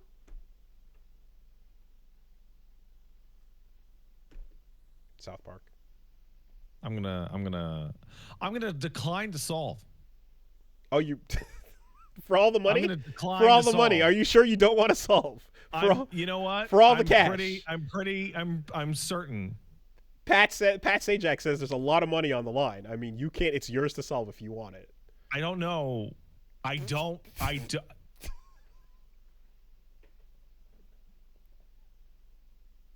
That might be.